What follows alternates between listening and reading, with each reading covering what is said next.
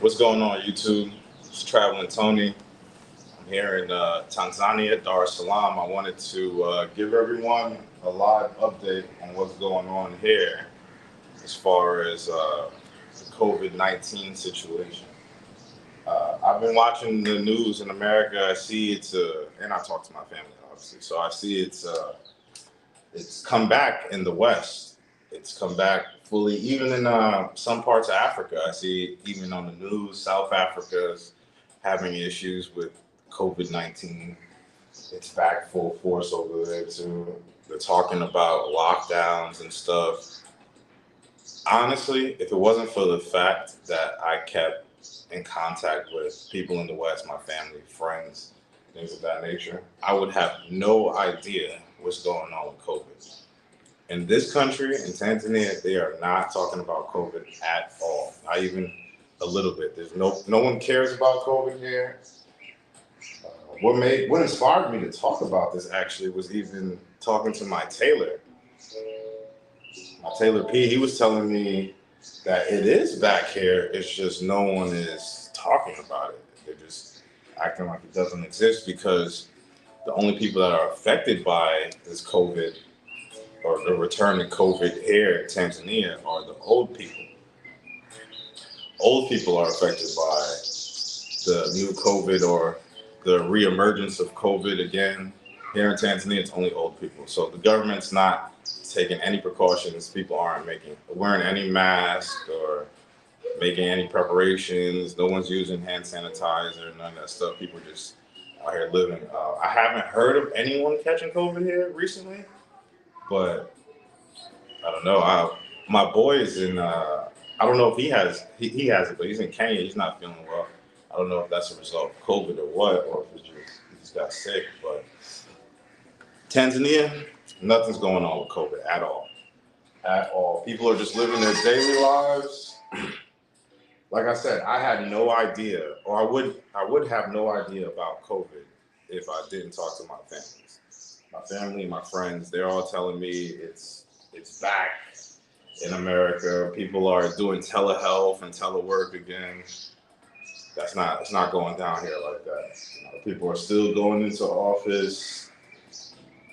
Another thing I would tell you guys, because my mom is in the federal government now.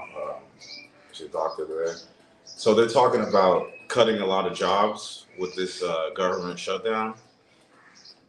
So people should prepare for the storm, to weather the storm in America right now.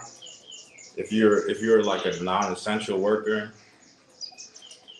be prepared to have to change job sites or whatever, especially if you work in the government.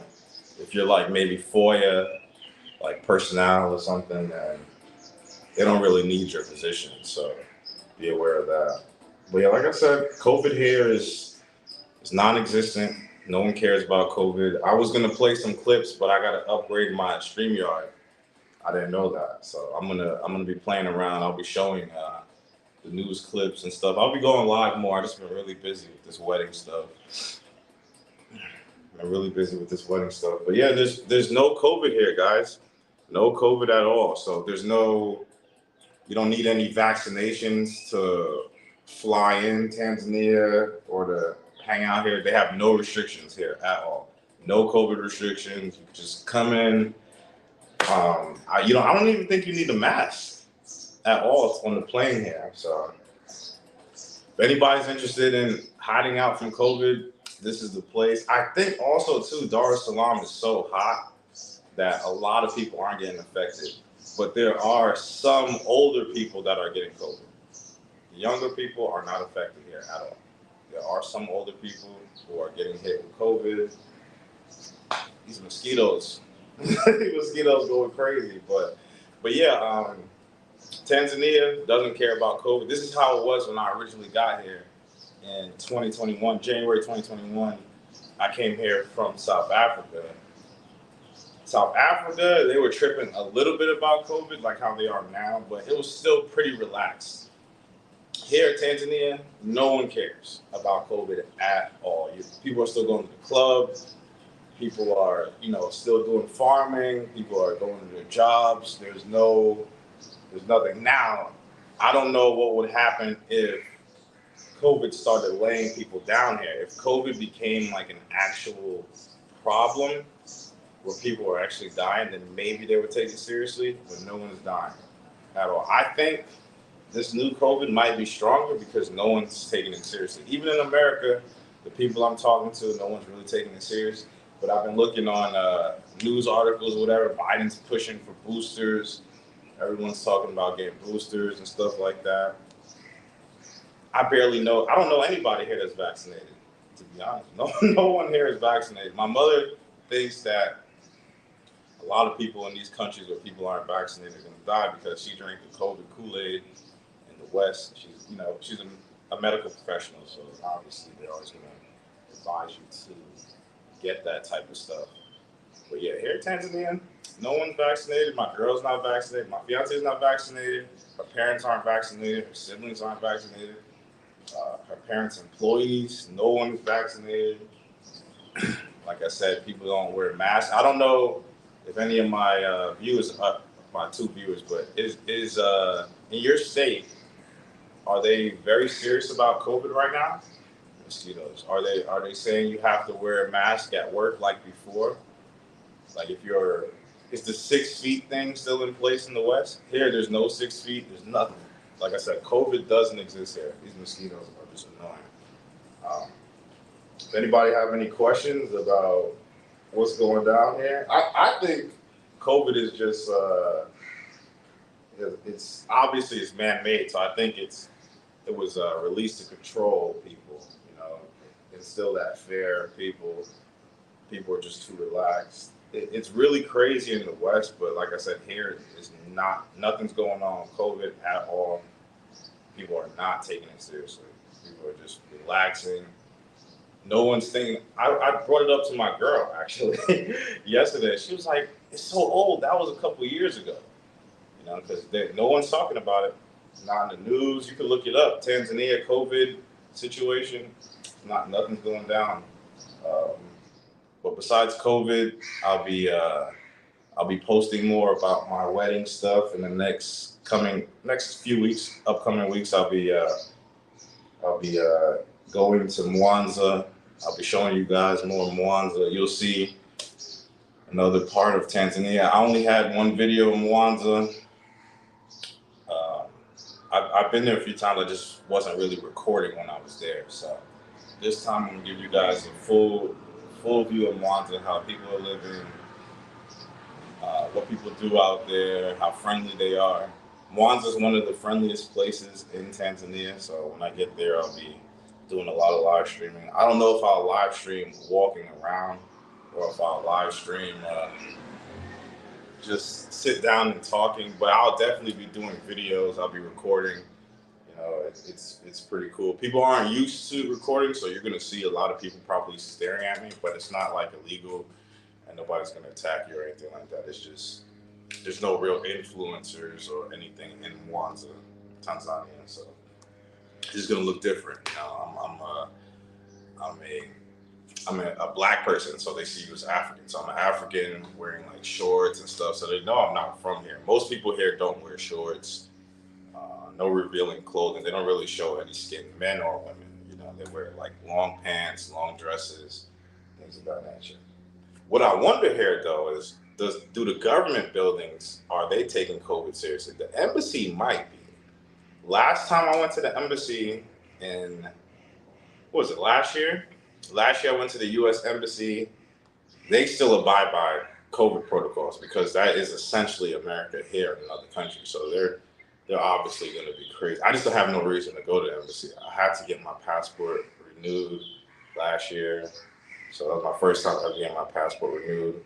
I'll actually be dropping a video about passport renewals, the easy way to get your passport renewed for people who are living overseas, or if you're overseas for a while. It's very easy to get your passport renewed. I'll be dropping that video either today or tomorrow. I'll be dropping more videos. I'm less busy. Wifey's getting ready to leave. Suit fittings are done. Now we're just chilling. What else? But yeah, that's the COVID update. Really, it's not too much to talk about COVID here because it's not a big deal. No one really cares about COVID. I don't know if it comes back in full force. If it comes back in full force, will people take it seriously this time? I think people would have to die here in order for it to be taken seriously by this country. People here are just naturally easygoing. They don't stress about things at all. This is a country people do not stress. They do not get upset about the. Hold on, my bad. Please switch the device over 5 minutes again. That's my internet company. It's been acting up. I'll also be dropping a video about the electric system out here, the electricity system. They're implementing a hydro pump system in Tanzania to fix all the load shedding issues. They didn't call it load shedding before, but they have the name for it now. Same like South Africa. The power has been a little spotty of late. I had no issues at all before, but now it's a little spotty of late. Seems like, I don't know, like the effects of the West are coming out here as well. I'm actually gonna go to the immigration office maybe this week or next week before I leave. I'm getting some residency stuff done. I'm gonna try to get that paperwork. But I'll be updating everybody on the COVID situation as I move around, as things, come out about COVID and stuff. These mosquitoes are crazy. I'll be updating my subscribers. I wonder what the COVID situation is like in Kenya, but my boy is sick. We were supposed to go live yesterday. He's not feeling well. We're going to talk about all that. COVID there compared to here. I don't think they're taking it seriously in Kenya either. Last time I was in Kenya a few months ago, they were not tripping about COVID at all. I don't know if that is the case now. I'm actually looking it up to see if Kenya is taking any precautions with COVID. But I'm looking at the news right now. Yeah, actually, Kenya is experiencing some COVID issues. They said 35,000, almost 36,000 people.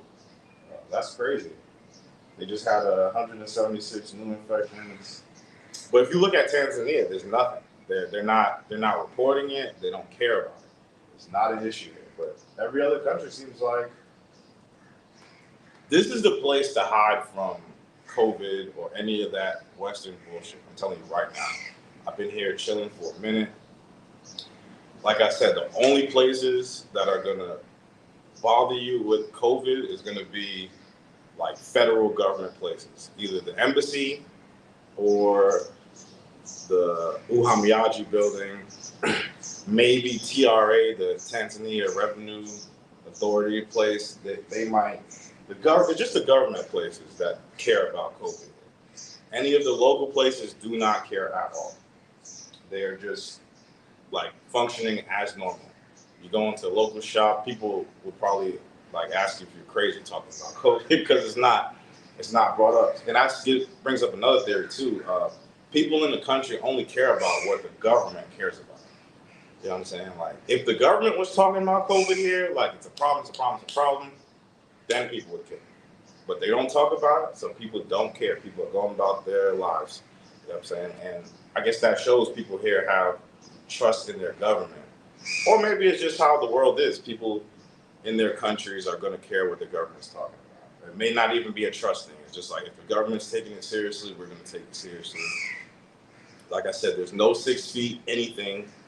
I haven't been to the airport, but wifey's going to go to the airport in a couple of days when she flies out. So she'll probably record a little bit and I'll throw it on the video. I'll be leaving the following week. I'm going to be chilling for a little bit. I'm going to sit back and I'm going to be doing live streams, just doing videos, doing some work before I leave here. But yeah, if anybody has any questions about, Tanzania, vaccinations, things you might need to come out here.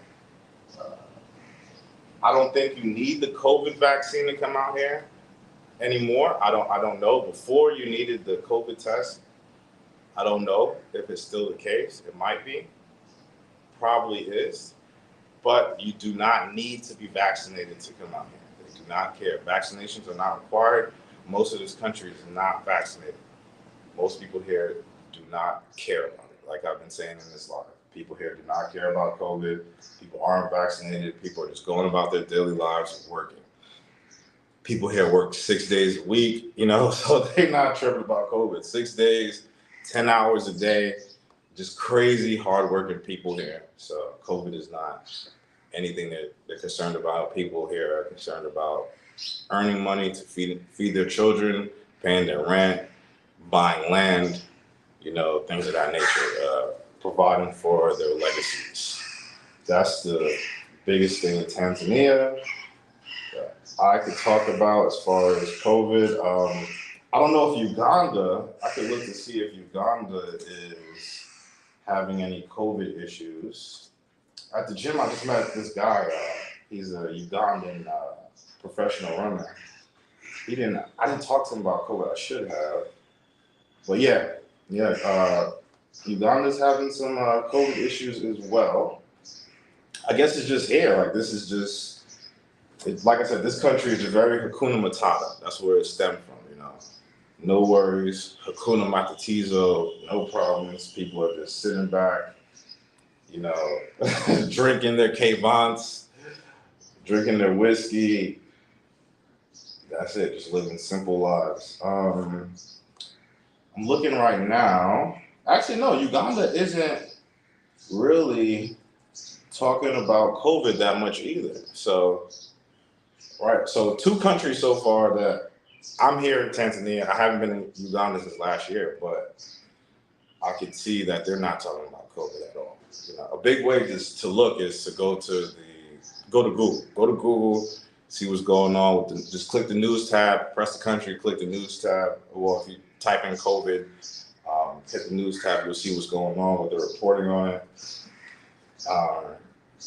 Some countries have like a media blackout on COVID, like this one, and obviously Uganda, they don't have any media coverage on COVID-19.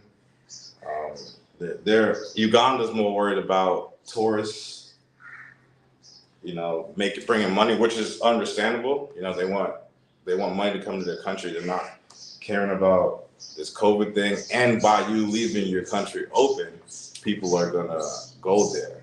They're gonna be like, okay, Kenya's tripping. Or I'm just using an example. I'm not talking about Kenya because people get buttered. So like, let's say Kenya's tripping, or South Africa's tripping, or Burundi's tripping, wherever, even here, wherever's tripping, they're gonna go to who's not.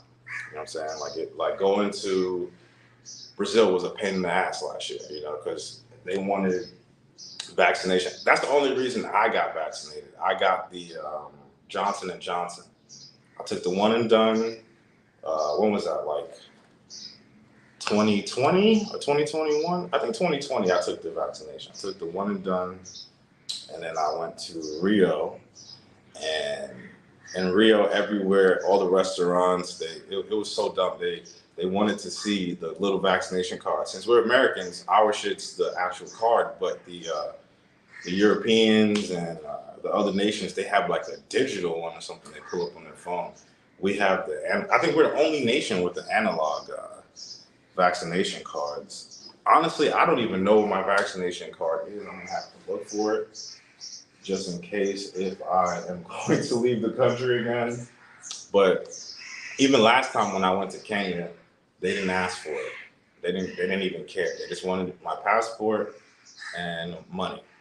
That's all they wanted. They wanted my passport and money. They did not care about if I was vaccinated or not. They're more concerned about tourists and money, which is cool. The vaccine, the disease or the infection is not affecting most of the population. It's just old people that are getting hit with it. People that are dying anyway. That's pretty much how the government sees it.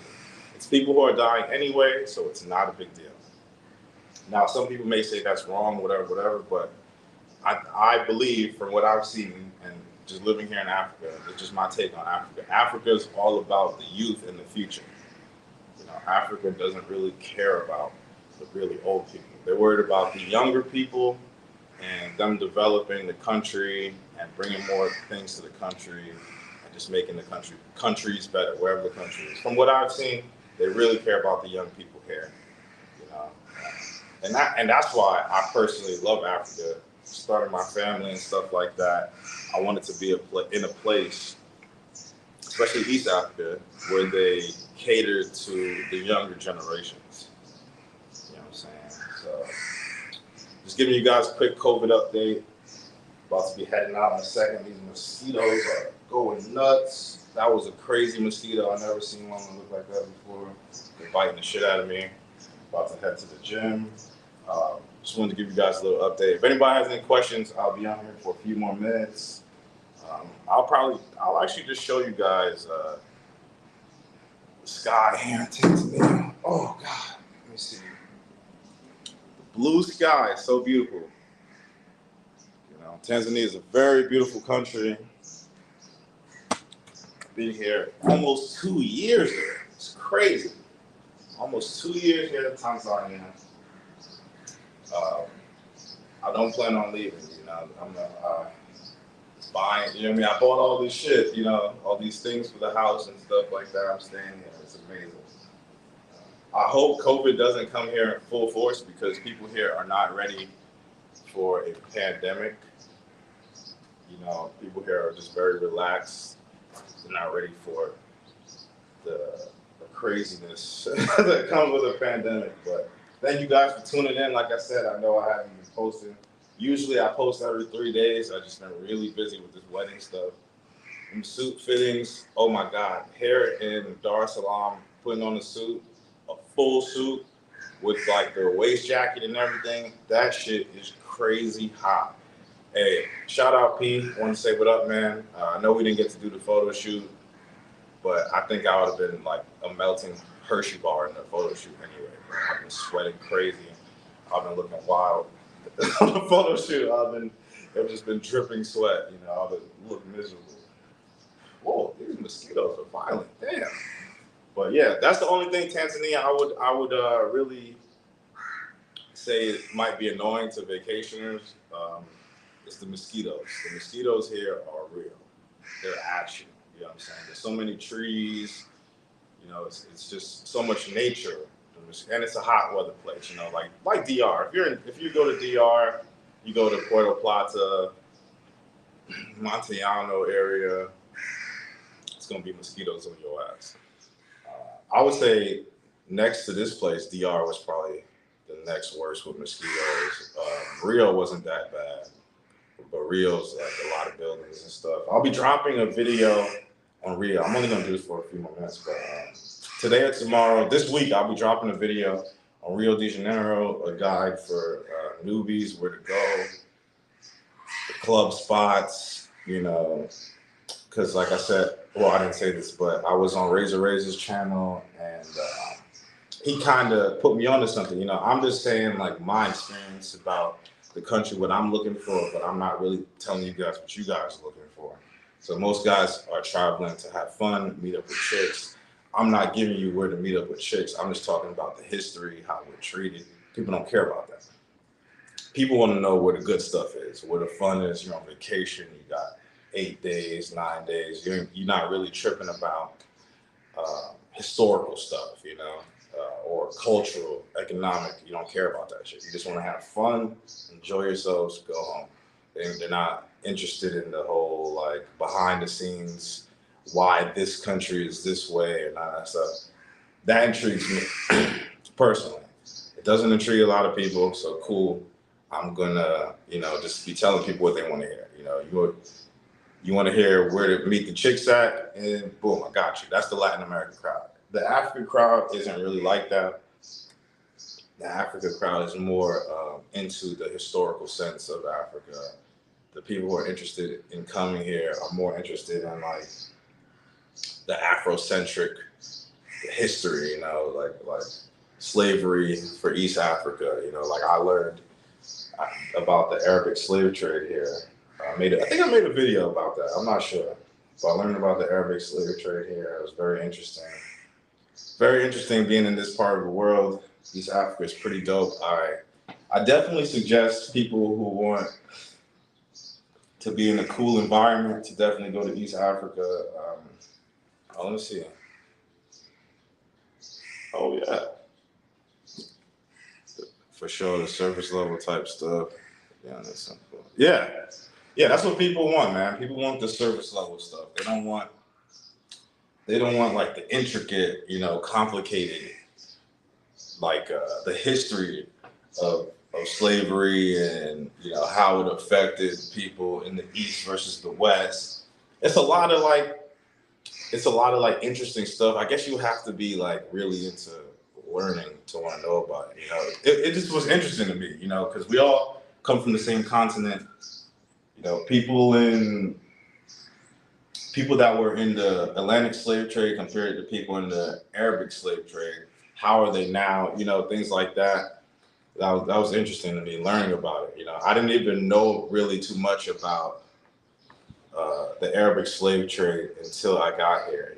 I knew that they went somewhere else. I knew, but I didn't know. I got the details on the Arabic slave trade when I came here. I was like, oh, okay.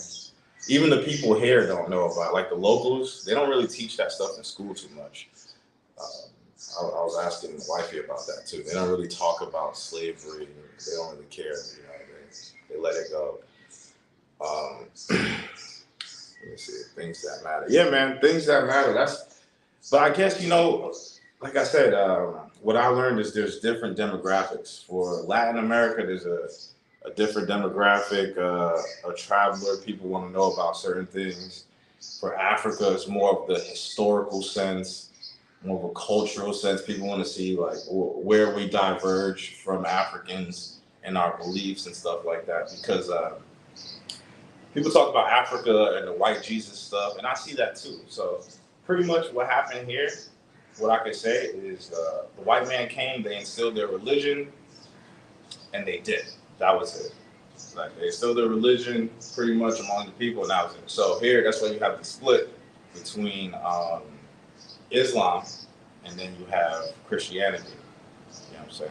You got the Arabic religion, and then you got the white people religion. So there's two major religions here, and I think those are the two major religions in Africa, pretty much, because they took over. The world between the Arabs and the Anglo-Saxons. They pretty much got the globe covered. Even in Japan, people don't know this either. In Japan, there's a big Christian population as well, Catholic population. When I was in Japan, I actually went to a Catholic hospital. I was so surprised that they had Catholicism in Japan. People don't talk about that, Like I thought Japan was mainly like Buddhist or something, I thought they were. I didn't know they were Christian in Japan. I didn't see it, but I wonder if Japan has, let me see, colonialism after everything else. Yeah, man. Colonialism definitely did F some shit up. But I think the worst thing than colonization is settling, like what happened in America, the Americas, what happened in South Africa. Then places where they not only colonized, but they settled. It was definitely way worse. It's definitely, insane in those places. You know what I mean? Like those places have a lot of, there's a lot of conflict. It's a lot of like, my people are better than yours. In these other African countries, you don't see that. Kenya, Uganda, Tanzania, you don't see that. They're not like, oh, we're better than who. You know what I'm saying? They're really chill. I would say East Africa is really chill. Even if you don't like certain things about a nation, you can't say that they're not chill. You know what I'm saying? Like that it's violent or anything like that. People aren't decent. They don't have any morals or ethics. You can't really say that about East Africa. Every country I've been in East Africa, even if I may not have agreed with everything, I would say they've all been cool. They've all been pretty civil. As long as you keep your head down, you're not disrespecting authority, you stay humble, you won't have any issues in East Africa. These fucking mosquitoes are crazy.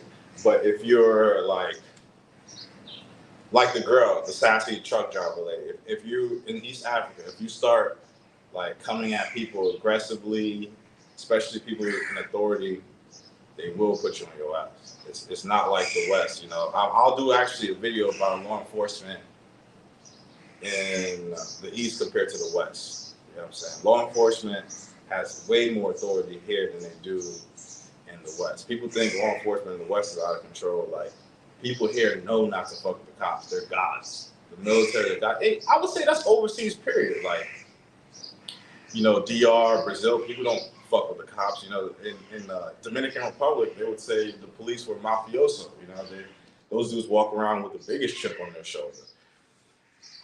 But yeah, like my man said, man, colonialism definitely did fuck everything up. I was asking about obviously you can look it up, but I was asking about the original religions here before colonialism, before they came, like, what was the original religion? What did people here believe in before white Jesus came, you know?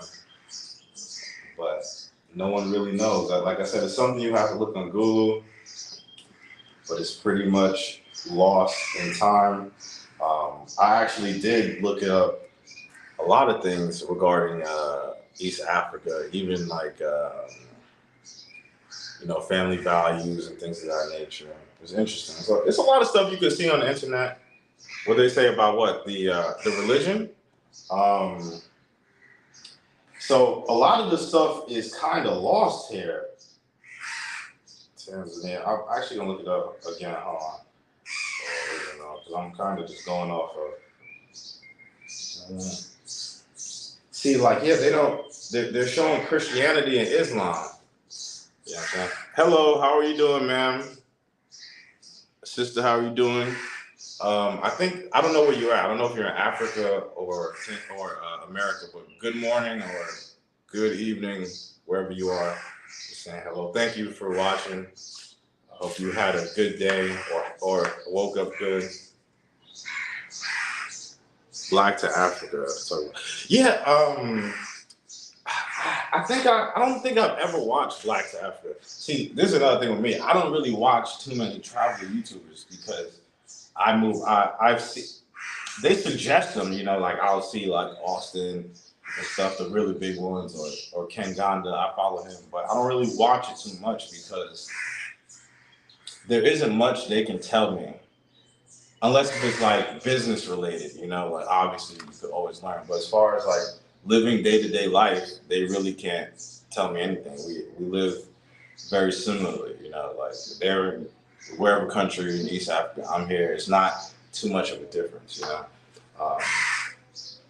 Besides maybe little things, but nothing really like major. Now, as far as like, if they were doing videos about like business, how to run business in Uganda versus Tanzania, that's going to be very different, you know. As foreigners, then that's something I would more watch. But even the business aspect, like my boy P, the tailor or whatever, he's teaching me about business. That dude, he's a mover. You know, he's my age, 33. He's a mover, bro. Like, I didn't even know, like, Buddy was like that with the business stuff. So I'll be doing businesses out here in my wife's name because it's easier. Since she is a local, I'll just run it as her. Oh, okay, cool. I'm glad you're good, ma'am. I just wanted to say hello. You're welcome. Everyone's welcome to my channel. Just talking about life here in Africa, the COVID situation, for the people that just joined. It's not very interesting. It's just people are just living, you know. So if you want to avoid COVID, I would say come out here. Even Uganda, I was looking up COVID in Uganda. They're not taking it seriously. I don't know if they're tripping about it in Kenya, but I could find out. I could just ask my boy GMT. Oh, damn. A lot of people coming in. What's up, everyone? What's up? COVID here is not serious, you know. Hey, what up, bro? How you doing, man? I was gonna only run for like 20 minutes, but people keep coming up, so I'm gonna stay here for a few more minutes. Anybody have any questions about Tanzania? Anybody interested in anything out here? COVID, vaccination, what vaccinations you need to come here. I was going to do a video about it, but I can answer and still do a video about it. Doesn't matter. Not that many people are going to watch this anyway. But you don't need yellow fever. I know a lot of people are concerned about yellow fever. You don't need yellow fever. Oh yeah, thanks, man. I appreciate it, man. Thank you. Yeah, give me some likes. Let this. I'm so close to getting the first monetization. You know, I just need like 300 more hours. So I've just been busy. I haven't been dropping videos, but I am now. I'm getting these last few hundred hours so I can get monetized. You feel me? That's why I'm up here. I'm about to drink my my BCAA and head out to the gym in a few minutes. Starting to cook out here, man. It's hot. I think that's another reason COVID isn't so rampant. It's so blazing in Dar es Salaam. Like, that shit's getting like destroyed by the sun. The sun here is brutal. I'm already black as my shirt, and you get dark spots from the sun out here walking, because I do a lot of walking. Like I said, I was giving I talked about earlier, I'll run it back. So the COVID situation out here, my tailor brought it up to me. You know, he was telling me that it's back, but the government's just not talking about it. A lot of old people are dying, but the government's not talking about it because they're not concerned about the older people in this country. Really, the old people already live. They're more concerned about the next generation. They're worried about if it affects the younger generation. If it was to affect the younger generation, then they would take it seriously. But most people here are not vaccinated at all. My wife's not vaccinated. None of her family's vaccinated. People don't even like know where to get the vaccination. Where? Am I in? Oh, what's up, bro? I was just talking about you the other day. Hey, your wife's channel is doing really well, man. It's cool you guys got 2 channels. You're gonna both get monetized. That's super smart. Yeah, I'm in Dar es Salaam, but I'll be going to Mwanza in the village in like 2 weeks. I'll be out of here, so I'll be moving around. But yeah, right now I'll be in Dar es Salaam for a little while. My boy GMT is going to be out here. I think next week GMT travel comes. So, oh yeah, bro, that's a big one. This is a big one. That's what I was talking about too. Yeah, I do believe they killed Magufuli because he's not pushing the vax. But I think Samia had something to do with it. Even my girl was saying, like, because she was his like assistant and stuff, so she had access to him, you know. So because he was poisoned. And another thing here, and I'll talk about it in another video.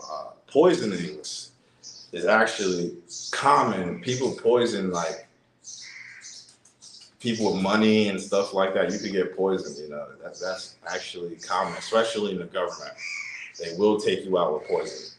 So yeah, I do believe they definitely wanted him gone because he was not taking COVID seriously.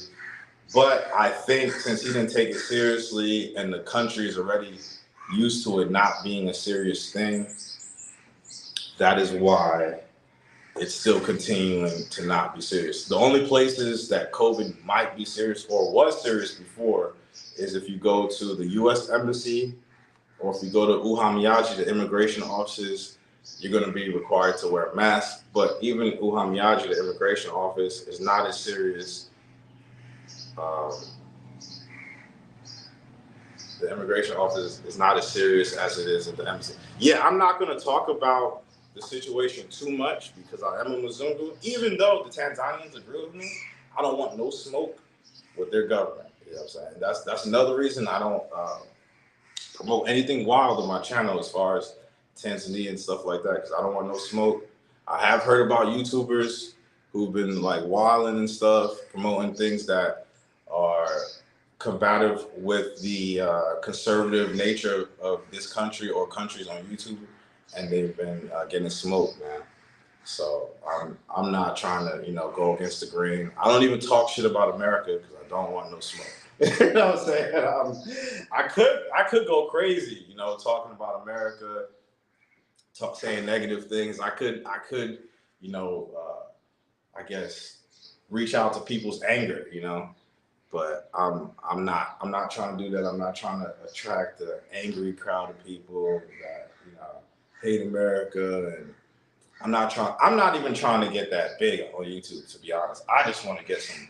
This is just another income stream I'm starting up. It doesn't need to be crazy. I'm not thirsty for money like that. Just needed just another little income stream. Cool. This shit can make me $200 a month. I'm cool with that. That's just whatever. It'll pay my electric bill. Cool. But I'm not trying to like blow up, just having fun with this stuff. But yeah, man, definitely trying to lay low. Wait, I prefer TZ over the East African countries. For me, yes, and I'll tell you why. I would say Kenya would be my number. Kenya's my number two. Kenya's really cool. It's a cool place. You could do everything in Kenya, and it's still they still have conservative values there. You know what I'm saying? They still have family values, whatever. Kenya's cool, but I don't really like Nairobi like that. Nairobi's too Western, too expensive. It's not for me. Mombasa is my favorite place. I just don't like how westernized Nairobi is, I went there, I've been there a couple of times, chilled out there, whatever. It's not really for me. It's just too Western. I think, though, guys on vacation should go to Nairobi because they're going to have the most fun. That place, you're going to have the most fun. Oh, Boo Boo, so you're here too. What's going on in Kenya?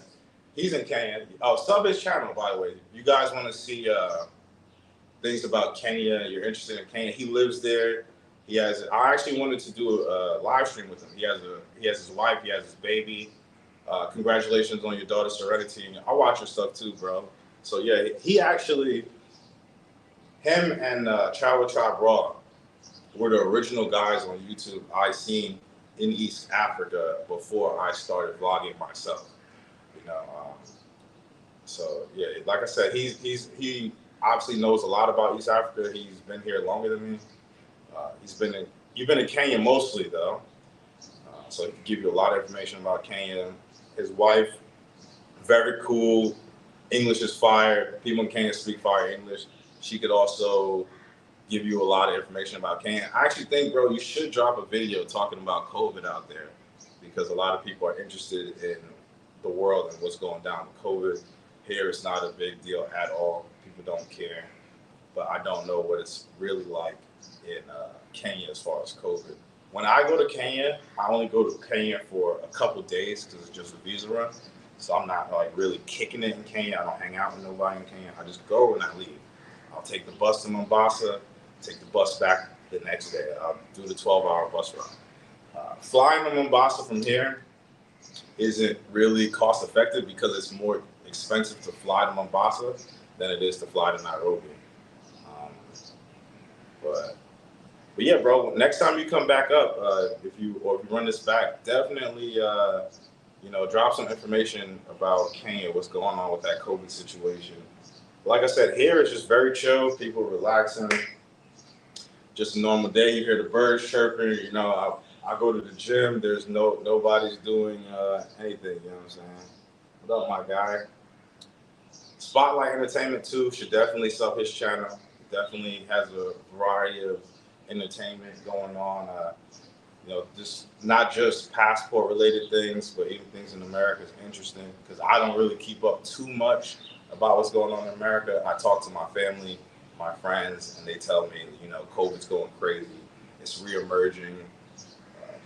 They're shutting things down. Telehealth is going back up. Then you guys know about the possible government shutdown this month. But for those of us that are veterans or whatever, you don't have to worry about it. You're still going to get paid to go to school, your GI Bill. You're still going to get paid your retirement, your disability, so you don't even have to worry about that. But does anybody have any more questions regarding COVID here in Tanzania or anything here in Tanzania? I'm going to stay on here for 15 more minutes. Okay, here we go. Westside TMZ. Okay, that's dope. What do I do for entertainment in the daytime, Darslon? Okay, what I do. So right now it's 7:25 in the morning, right? So when I finish with this, I'm gonna go drink my BCAA. go to the gym. I'm gonna run a few miles, lift, whatever. Come back, walk back here. And after that, I'm just gonna just chill with the wife, do some things, do some wedding things. You know, pack, help her get things together because she's packing my suit and everything, her stuff. Because I don't want to go with my suit and stuff. You know, I don't really want to be responsible for all of that. You know what I'm saying? Like I like my things simple. I'm not. I don't know. I'm just not interested in like carrying a bunch of clothes and stuff. But right now, we're just preparing for the wedding, you know. But on a normal day, all I do is I go to the gym, I come home, I'll do research or reading, you know, things of that nature, learning more stuff, checking stoicism, self mastery, things of that nature, just self development things. That's really what I do. You know, I try to do a lot of self development stuff. Uh, Okay, my man's answered. Okay, I appreciate it. There's no talk of COVID yet. Everyone's talking about El Nino rains coming. Oh, that's the rain. Okay, because it's been raining here a little bit, and it's weird because last year at this time it wasn't raining. So is it like a storm coming, like a hurricane storm coming to East Africa or something? I haven't. I didn't even hear anything. You know, people here don't really talk about that stuff too much. So okay, there's rain coming. I was wondering what's up. Like here, it's been raining and then it's been blazing hot, and it'll rain again and then blazing hot. So it does seem like a storm is coming. Oh, you're in Dar es Salaam? Okay, that's what's up, bro. You gotta email me, man, or hit me on Instagram, Traveling Tony 90. That's my Instagram. My page is open. You can hit me on there. And how long are you gonna be in Dar es Salaam? I can't hang out really until like Friday or Saturday, you know, because this is my wife's last, or my fiance's last week here in Dar es Salaam. So I'm just chilling with her, even with this gym stuff.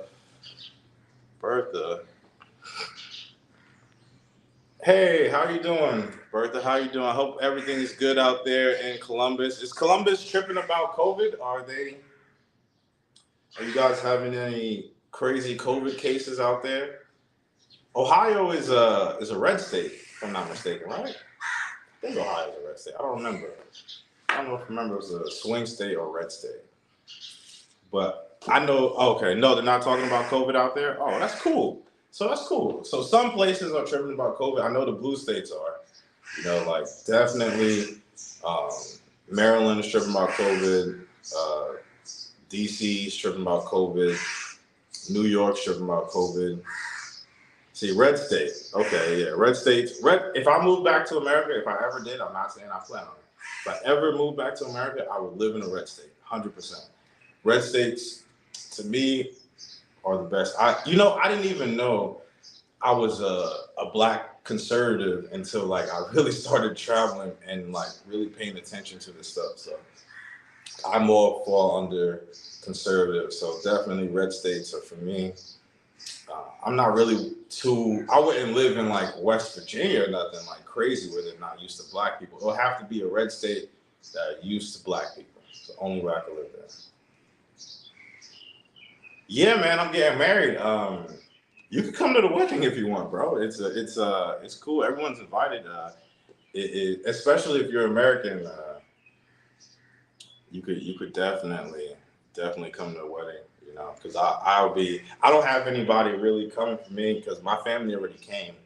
You know, black people ain't about to buy 2 tickets to Africa in 1 year. That's crazy. And getting the time off, nah, that's too much. My family already came, so I didn't want to. They feel bad about not being able to come for the wedding, but I understand. I'm not gonna say these people here. Her family doesn't really understand. Like, it's hard to get that time off to come from America to Tanzania just like that. You know, like they planned to come here in May way before, so that's why they were able to come with no issues. But like just to come like right after that again, 5 months later, it's impossible.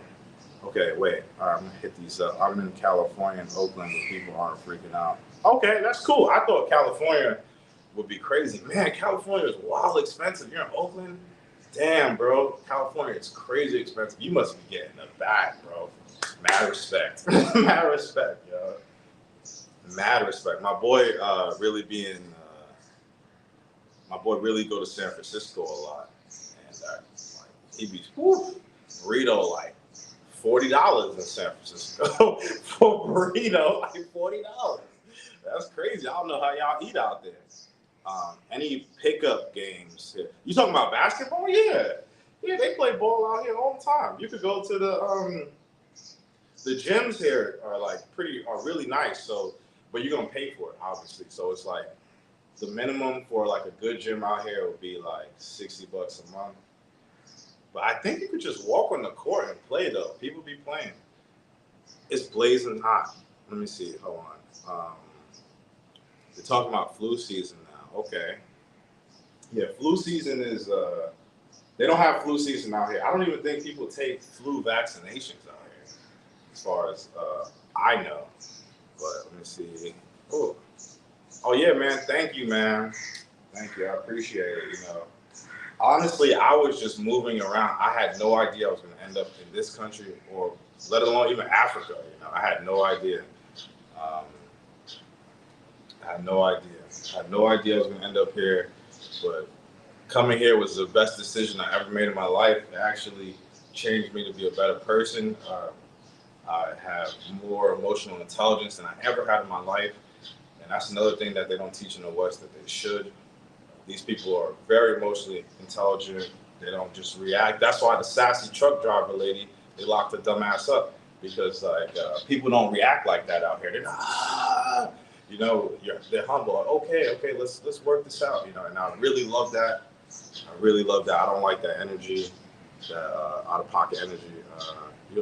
Okay, yeah, hit me on Instagram, bro. Yeah, I'll write you back. Try to link up or something. Actually, on Instagram, I'll send you my WhatsApp number or something, if that's easier. Or you can just hit me on Instagram. It don't really matter. If you want the number, you can get it. But yeah, let me see. My favorite places between Mwanza and Dar. Oh, Mwanza is definitely my favorite. I don't really like Dar es Salaam too much. As far as the people, it's cool. It's cool. I'm not going to say the people here are terrible. It's cool. It's better than Zanzibar. Zanzibar is fucking whack. The people here are cool. It's just, it's a big city, so people are moving. You know, people are getting shit done, especially when you get down to like Masaki, Kariako, Mwenge, Makabushu. People are just moving. You know, people got their businesses going, trying to get paper. So I get it. You know, I definitely get it. So I kind of, that's why I'm in the suburbs. You know, I stay away from the congestion. You know, being in the military and shit, like I don't like crowds. Like crowds, they make me, anxious and shit. You know what I'm saying? I don't like crowds. I'm not comfortable in crowds. So yeah, Mwanza is definitely my favorite. People there are amazing. The Sakuma, very cool. One of my favorite tribes. I would obviously say Sakuma is my favorite tribe. They accepted me into their tribe. The wedding though, this is the first time a Mzungu from that is getting married to someone from the village or the Sakuma area. Really, it doesn't really happen. So there's people coming from all over to to the wedding. The wedding's gonna be pretty big, So I'm gonna be sauced. I'm definitely gonna be sauced in my wedding. I know some Swahili, but I don't know a lot of Swahili. Okay, I got you, bro. I see you, Mr. International. There we go. I got the notification. But yeah, I'm gonna be sauced at the wedding. It's gonna be like at least 1,000 people there. So it's gonna be nuts. It's gonna be like 1,000 people there. They're gonna be speaking to me in Swahili, And then when I speak back to them in English, they're gonna be like, eh? They look at you crazy, like because our English is fast. They know English, but they know British English, and we speak American English, and our shit is like blah, blah, blah, blah, blah. So they be like, whoa. They'll even imitate how Americans speak, and they say we speak like crazy, But they have like a version of that in Swahili. It's called Swahilia, and they speak that here in Dar es Salaam, like in the poor areas. It's like poor Swahili. They speak crazy fast, called Swahilia. Let me see what my man say. I had a hard time finding the gyms. What? I didn't have no hard time, bro. Like, if you go on Google, a lot of gyms. There's even like some gyms closer to like the super gyms that you'll find in Nairobi. Nairobi got fire gyms. Uganda has fire gyms too, but in Uganda you're gonna pay for that shit. That shit is $150 a month for like a lifetime style gym in Uganda, and it's not as fire as lifestyle. It's a smaller version of lifestyle in Uganda.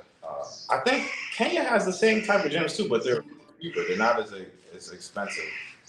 I'm about to, all right, Mr. International, I'm gonna check your message in a minute.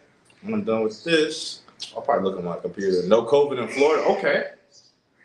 Okay, no COVID in Florida. What part of Florida are you in, bro? I haven't been to Florida in a minute. I used to actually live in Florida. I used to live in Fort Walton, out of the military and shit. You know, I was living in Fort Walton Beach, Florida, near Pensacola. That shit was whack. Like, people think like, oh, these places are boring. No, that is boring. It's just old, and I'm not racist. I'm saying there's a lot of old Caucasian people out there. A lot. It's very similar to here, actually, except it's Caucasian instead of like African. Fort Walton Beach. I didn't like the panhandle of Florida at all. It was kind of trash to me. It's crazy cost of living, weirdo, rainbow shit. Now they effed up the whole vibe in Oakland. Yeah, man. I'm not interested in California at all. It's too expensive. California and New York. I'm from New York. I don't even know why people stay in New York. It's like, that shit is ridiculous. I would get a job doing like if I lived in the States, that's what I'll be trying to tell people, you know. I would get a job doing armed security, and I would live in fucking Texas or something, just get an apartment. It may not be the most luxurious or whatever, but it would be cool. You can go get like a cool little career. Armed security is always a good little gig to get. You know, you'll make good money. You could afford your crib and stuff like that, especially if you did like, or if you did like special police. If you did special police for federal government, they pay pretty well too. I would suggest that. If you want to leave, like, if people who aren't interested in staying in that state or whatever, the expensive one, I would just take the pay cut. It's a pay cut, obviously, but I would take the pay cut and I would slide. It's too expensive. I can't be making money and have no money for myself because where I live is so expensive. It's just eating all my money. Just living, you know, that's crazy. New York, California, very expensive, bro. I don't even go back to New York. I have no interest in going back to New York. There's nothing in New York that I want to do. As people I want to see, obviously, family and stuff like that. But I don't want to see them that bad that I'm willing to spend thousands of dollars to be in New York, you know. I have no interest in going back to NY. Let me see. Morogoro, very cheap. Have I been? Morogoro is near here, right? Morogoro is not that far from Dar es Salaam, if I'm not mistaken. If I'm not mistaken, Morogoro is not that. I think it's only a couple hours from Dar es Salaam. I'll check it out. See, my only issue with some of the cities and stuff in Tanzania is you don't know which cities or what areas have internet capabilities and which ones don't.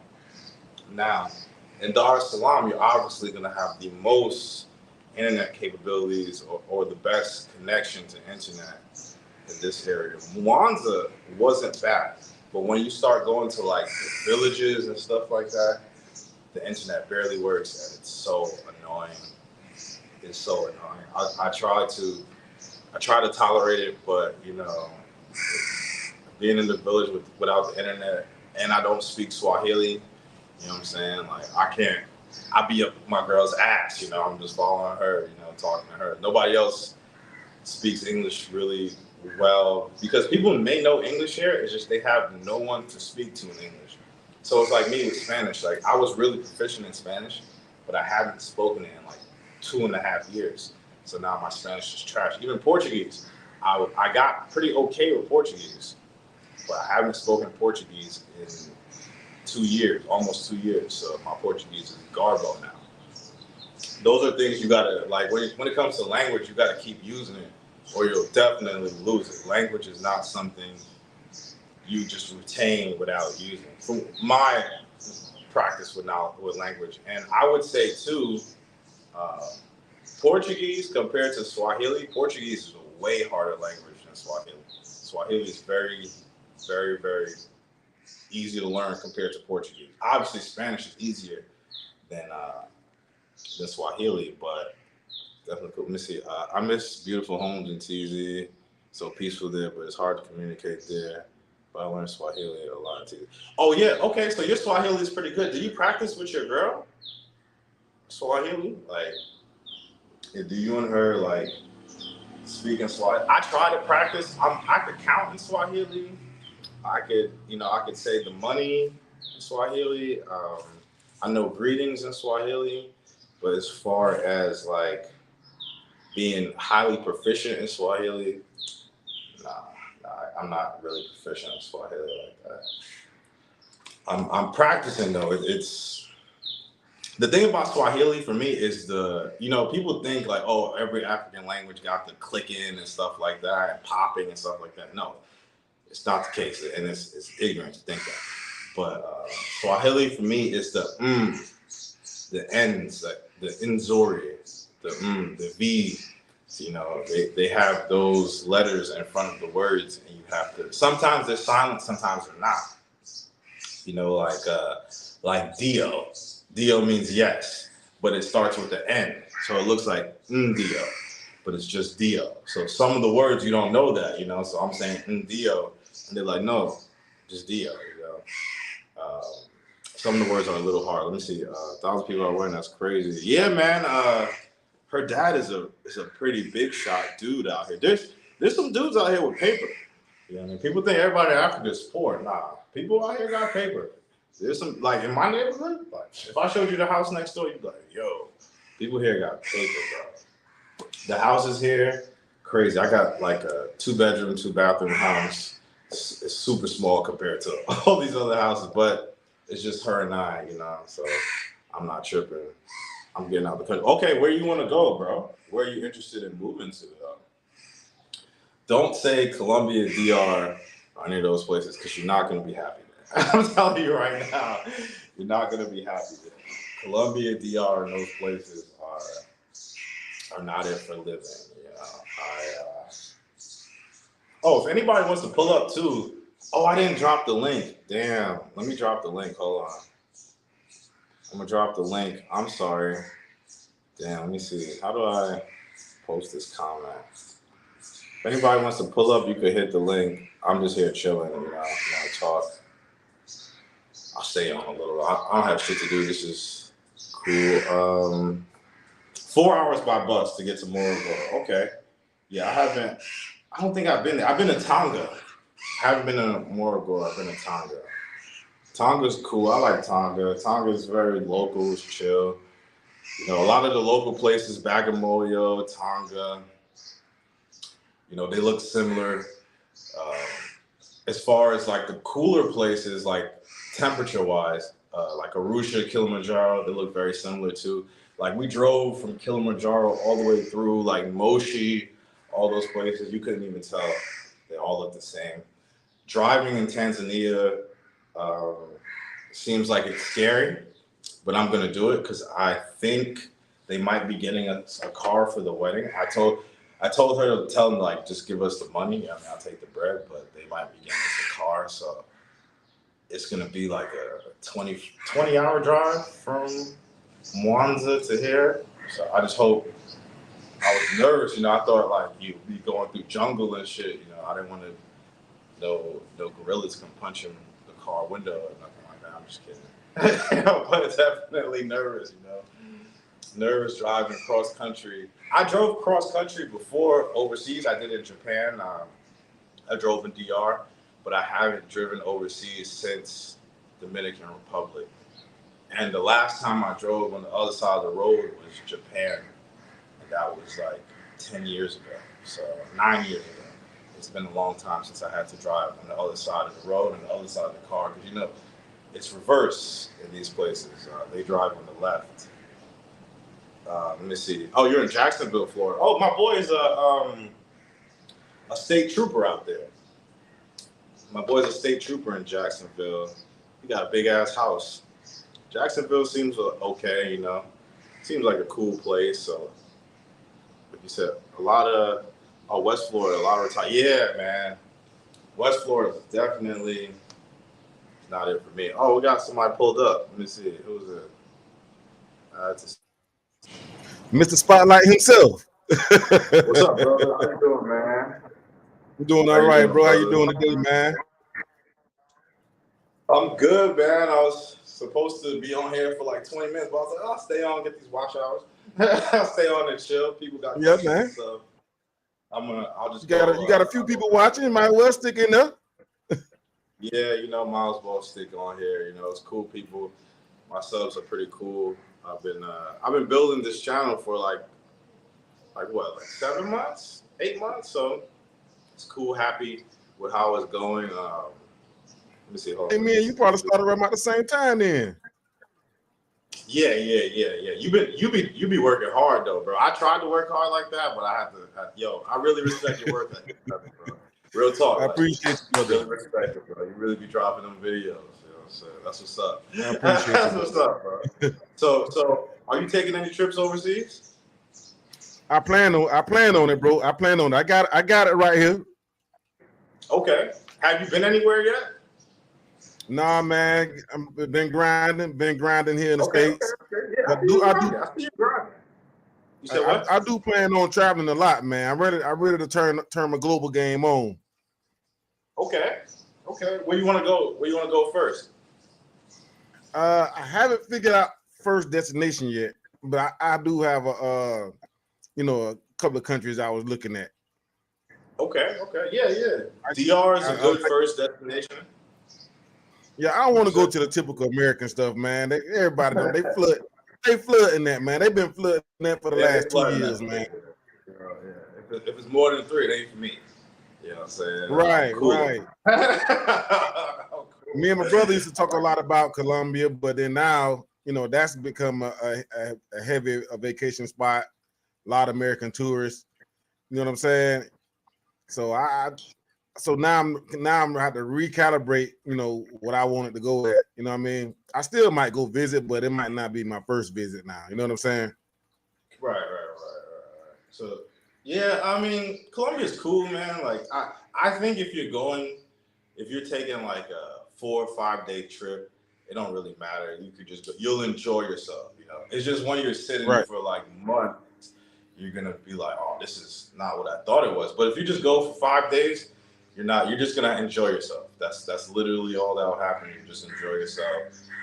Just don't go to Medellin. I wouldn't go to Medellin.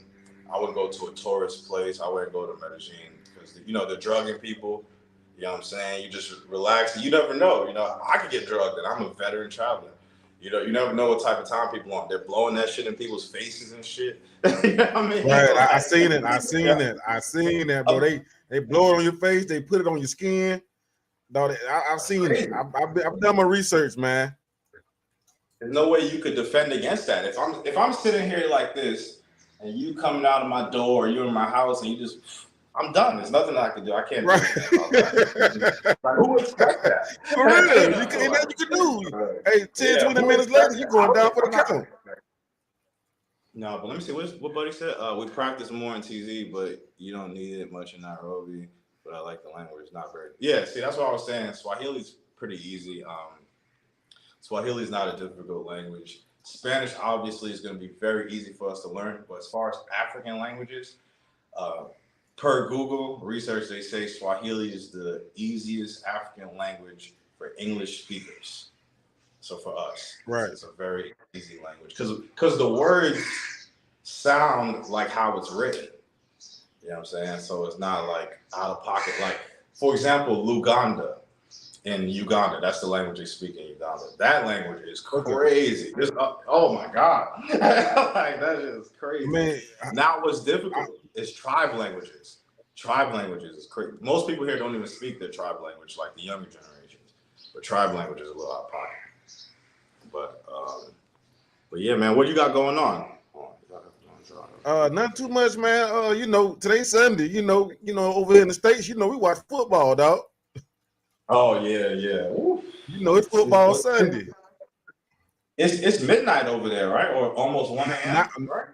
Yeah, now it's late now, so I can normally get a lot of work done at this hour. As far as what I'm on here doing a lot of editing, or maybe about to search some videos and find out a few things I can put online and really do some work. Then I got to put thumbnails together because I do everything, all the thumbnails, and if I do my sports show, I gotta prepare for that sports show, make sure I got the information I need.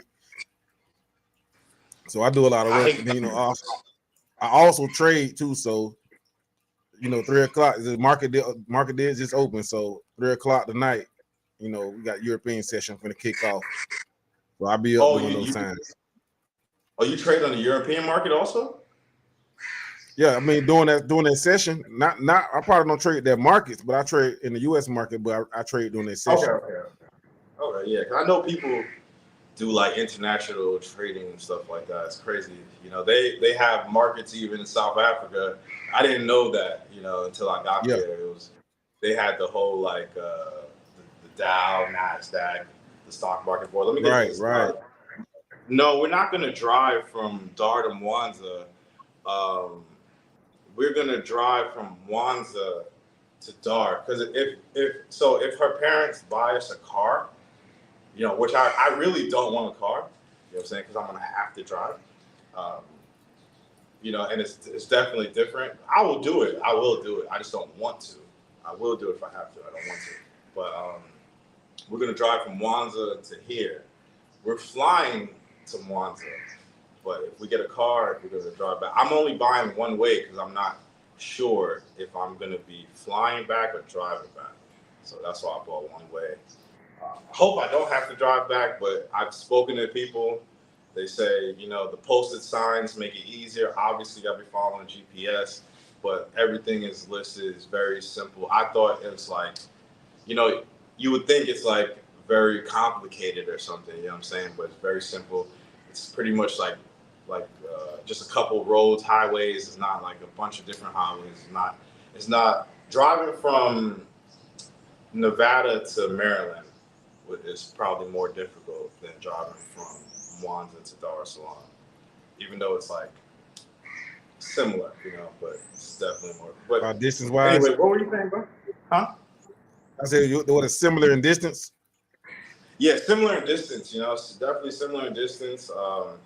But as far as like the breaking off and the highways and stuff like that, they don't have as many because they're not as developed as the U.S. obviously. So it's going to be pretty simple. It's going to be a straight drive. Some of the roads are going to be bumpy. Some of the roads are going to be very smooth. It just depends where you're at, man. But yeah, man, I'm definitely interested in seeing you come overseas, man. I want to hear your take on Africa and these other countries. You said COVID is not big for you, right? I'm gonna do it. I'm gonna vlog it. I'm gonna vlog it and put it on YouTube. Of course. For sure. I was just checking out GMT's on just the other day. Oh, okay. What, he dropped anything interesting? I think he was trying out a restaurant on Taki Street, I think he said. Okay. You dropped him a like, right? Of course. Okay, cool. I'm a supporter. I know how the game go, baby. I'm going to support. Honestly, like, even if I don't watch the video fully, if I see you got a video, I'll click on it, I'll like it, and I'll click on it. You know what I'm saying? I'll at least give you a like. A like and a comment. I'll try to do a like and a comment, so I support it. That's real support right there. What I do is I got a little trick to do.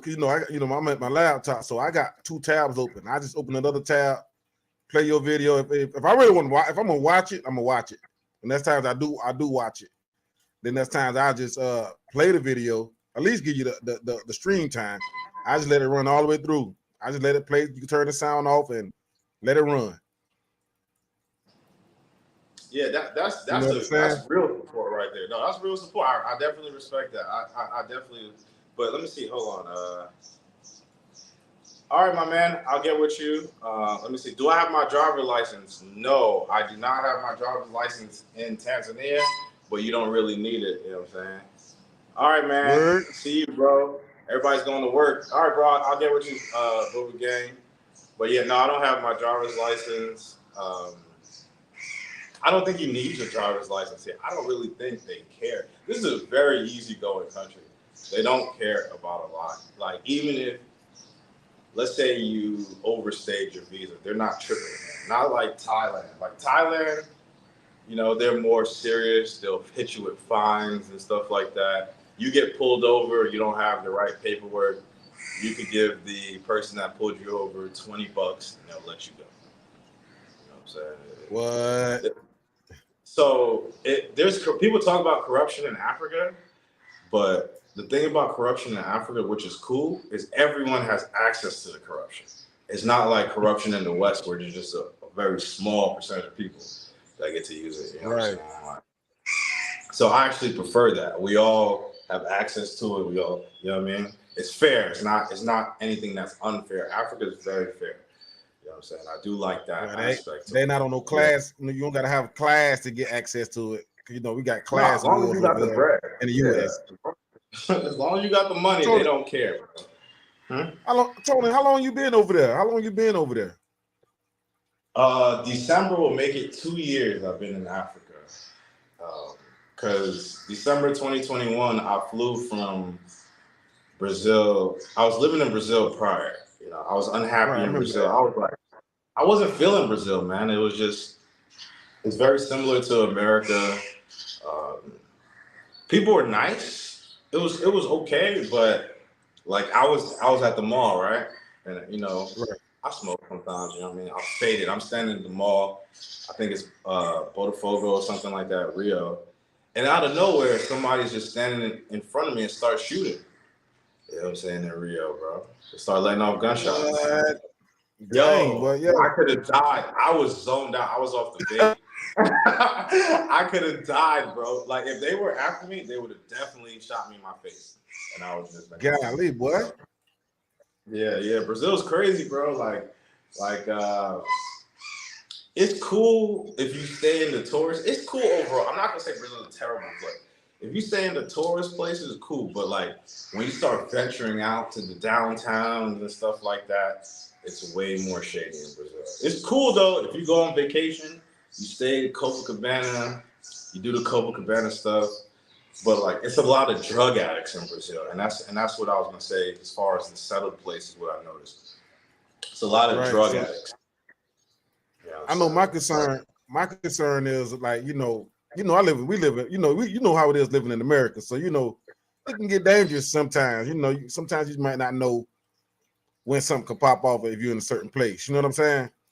My concern is like, if I come to a country, do I got to worry about getting harmed while I'm over that way? How does safety, how safe is the country? You know what I'm saying? Like, can I walk down the street and not get mugged? You know what I'm saying? Because I got a watch on, or I got a nice watch on, or maybe I got a little chain. I ain't gonna say I got no chain like a rapper, but at least have a gold chain, or I'm not gonna get harmed because some items I have. You know what I'm saying? Yeah. See, the thing is, places like Rio, they'll snatch your chain. They won't. They're not really trying to kill you in Rio, though. You know, like they'll snatch your chain, they'll snatch your phone. On the beach and stuff like that. It's just a lot of crackheads, drug addicts. See, the problem is when you get a bunch of drug addicts in places, that's what brings the danger. Of course. Drugs brings desperation. You know what I'm saying? They'll do anything for that next high. You know what I'm saying? Yeah, I already know. We from America. But I noticed that places that don't have and I'm not being racist here, places that don't have like white settlers, they don't have the same issues with drugs. You know what I'm saying? Like for example, Uganda, Kenya, Tanzania. Yeah, of course, there's some drugs here, but it's not rampant like South Africa. South Africa is people just laying out on the floor, you know what I mean? Or walking by you, zombie stroll, you know what I'm saying? Like I ain't trying to see that no more, boy. Hey, I'm from Florida, so we done seen all the craziness. I'm from the city. I don't know if you look. I told you I'm from Jacksonville, so we had to deal with that in the early '90s. You know what I'm saying, and going to the 2000s. of all, you know, the crack epidemic. You know what I'm saying? So I ain't trying to see all that these days, man. You know, I don't have my time to share with, you know, with that stuff, man. Going to the store, getting harassed, and all those things. My thing is like, I don't want to be killed by a fucking crackhead. You know what I'm saying? Like, I worked so hard to get where I'm at, to get just deleted by a crackhead. You know what I'm saying? Like, I'd rather be killed, you know, by a police officer or something than a crackhead. You know what I'm saying? Like, somebody that wanted my iPhone just killed me. You know what I'm saying? Just because they wanted my iPhone 14. That's what I'm talking about. Like I don't want to be walking down the street and get mugged or shot. You know what I'm saying? Or getting mugged. If I resist a little bit, maybe, you know what I'm saying, I get harmed. I don't want to go to a country like that. I want to be able to walk down the street and be cool. You know what I'm saying? And I ain't trying to go visit other Western countries. I want to go travel where places are safe, but it ain't got to be, you know, first world, so to speak. I think too, they're just starting to emphasize the differences between Western nations and non-Western nations. Right. There wasn't many people who were talking about like intricate differences between the West and places outside the West. So that's what we're getting on now. Oh, let me get to this. I'll see the Doma and pass more. Yeah, man, I actually want to see the Doma. So when we drive, if we drive, I'll be stopping in places for a couple days, going live, doing videos. I want to see the Doma. I'm actually very interested in trying the Doma. Excuse me. The Doma is the capital of Tanzania, by the way. But my girl told me the Doma has like water issues. I guess there's a lot of like metals in the water and stuff like that. Transportation is a little bit more difficult in the Doma than it is here. Like getting around, there's not as many cars when you request. Like here, it's crazy. You request, they'll be here. You know what I'm saying? Especially depending where you're at. Let me see. My man said he got his own scooter. Wait, so you need a license here for a scooter, bro? That's crazy. That's crazy. I didn't know you need a license. I'm just gonna drive. You know what I'm saying? If they pull me over, I'll give them $20, and that'll be it. You know what I'm saying? Like, that'll be it. Like, Well, so I ain't doing all that, man. Man, leave me alone real quick. Man, I'm just driving. I know how to drive. I've been driving for years. Yeah, they gonna take the 20. They gonna take the 20. They be like, all right, you know, they gonna take the 20. Right. But yeah, man. But yeah, what I noticed is definitely when you're traveling, you want to be aware of places that have drug issues. You know what I'm saying? Drug issues. Right. That will fucking trip, bro. Nobody really is gonna tell you that unless you travel. You said what? I said, where you gonna get that information from? See, and that's the hard part. You know what I'm saying? Like That's what I'm saying. That is the hard part. You know what I'm saying? All my shit is firsthand experience because what they say on like now, when I first started traveling, I was traveling based off of like blogs, not vlogs, but blogs, like written word. You know what I'm saying? Like how people were saying. Yeah, I was reading that because you know when people are writing, they take more care, more time. It's more detailed than like these videos. These videos we get on, we start talking a lot of times. A lot of times people don't really do prep. I didn't really prep for this. I'm just talking about my experiences and stuff like that. But when you're writing, you get really detailed about this stuff. But the issue is pre-COVID countries versus post-COVID is very different. Pre-COVID, things are way different in a lot of these nations. Now, post-COVID, the shit is like, yeah, I mean, it's totally like, for example, Rio de Janeiro, or even let's talk about Pattaya, Thailand, right? For the guys, right? We'll talk about Pattaya, Thailand. Pattaya, Thailand, before there was way more girls. You know what I'm saying? Pre-COVID, there was way more girls. You were able to go, you know, have the time of your life. There's a bunch of girls to choose from, whatever. Find somebody you like, deal with them. But now, post-COVID, there's not as many girls in Thailand. You know what I'm saying? They're getting a check from the online game. You know what I'm saying? That like they got put on. Same with even DR. You know what I mean? People are like just sending them money. You know what I'm saying? So Like, I know where it's coming from. Them taggers, man. Those dudes on tag. Oh yeah, man. Like, them dudes on tag. I'm telling you. I didn't even know dudes was doing that, man. I didn't know they were like just sending checks. Like, boy, you know America got the biggest simps. Yo, dog, but they taking it globally, like that's wild. Right? Yeah. Hey, listen, I had a woman over in I forgot where she was from. I think one was in DR. I think another one was from somewhere else. She was trying like hell to get me to send money to her. Oh, DR, yeah. I'm like, yeah. I forgot where it's from because it was a while ago. So I don't remember which country it was, but I remember it was I remember one was the Dominican Republic. I think it was another country that a woman was at, and she was definitely trying to get money. Oh yeah, I'm talking about sent you pictures and everything on WhatsApp. Yeah, they're gonna go hard, bro. They don't care. See, like, right. Even at these places, you know, dudes get on Tinder and they like, you know what I think it is too, and this is, you know, on their behalf, you know, the dudes just want somebody to talk to, because off of the research and stuff I've been seeing, I don't really keep up with the red pill stuff, but I browse by it and stuff like that. Right. They said like in the last year, 60% of men in America have went sexless. You know, like it's very difficult to have, like, I guess, interpersonal relationship or romantic relationships these days in the West. And I don't know what the root is of it or whatever. It just, I see it. You know what I'm saying? It doesn't affect me, but I know what it is. It's the women. It's the women. They the social media craze and the access they've been getting. They going after the certain men, and they all chasing the same men. So the women that's chasing the same men, they're not paying the other guys no attention anymore. They all going for the same guy that's on Instagram and other platforms. You know what I'm saying? Right. So they dominating the space. So that leaves all the other men just sitting there twirling their thumbs, fighting for attention, and they're using their money to do it. It's sad, man. I seen that the suicide rate is up amongst men, especially brothers, young brothers in America. Like I said in one of my videos, some of the guys I know like have friends that killed themselves and stuff like that in America over heartbreaks and getting cheated on and stuff. That's why I kind of like. Two friends. I have two friends that did that.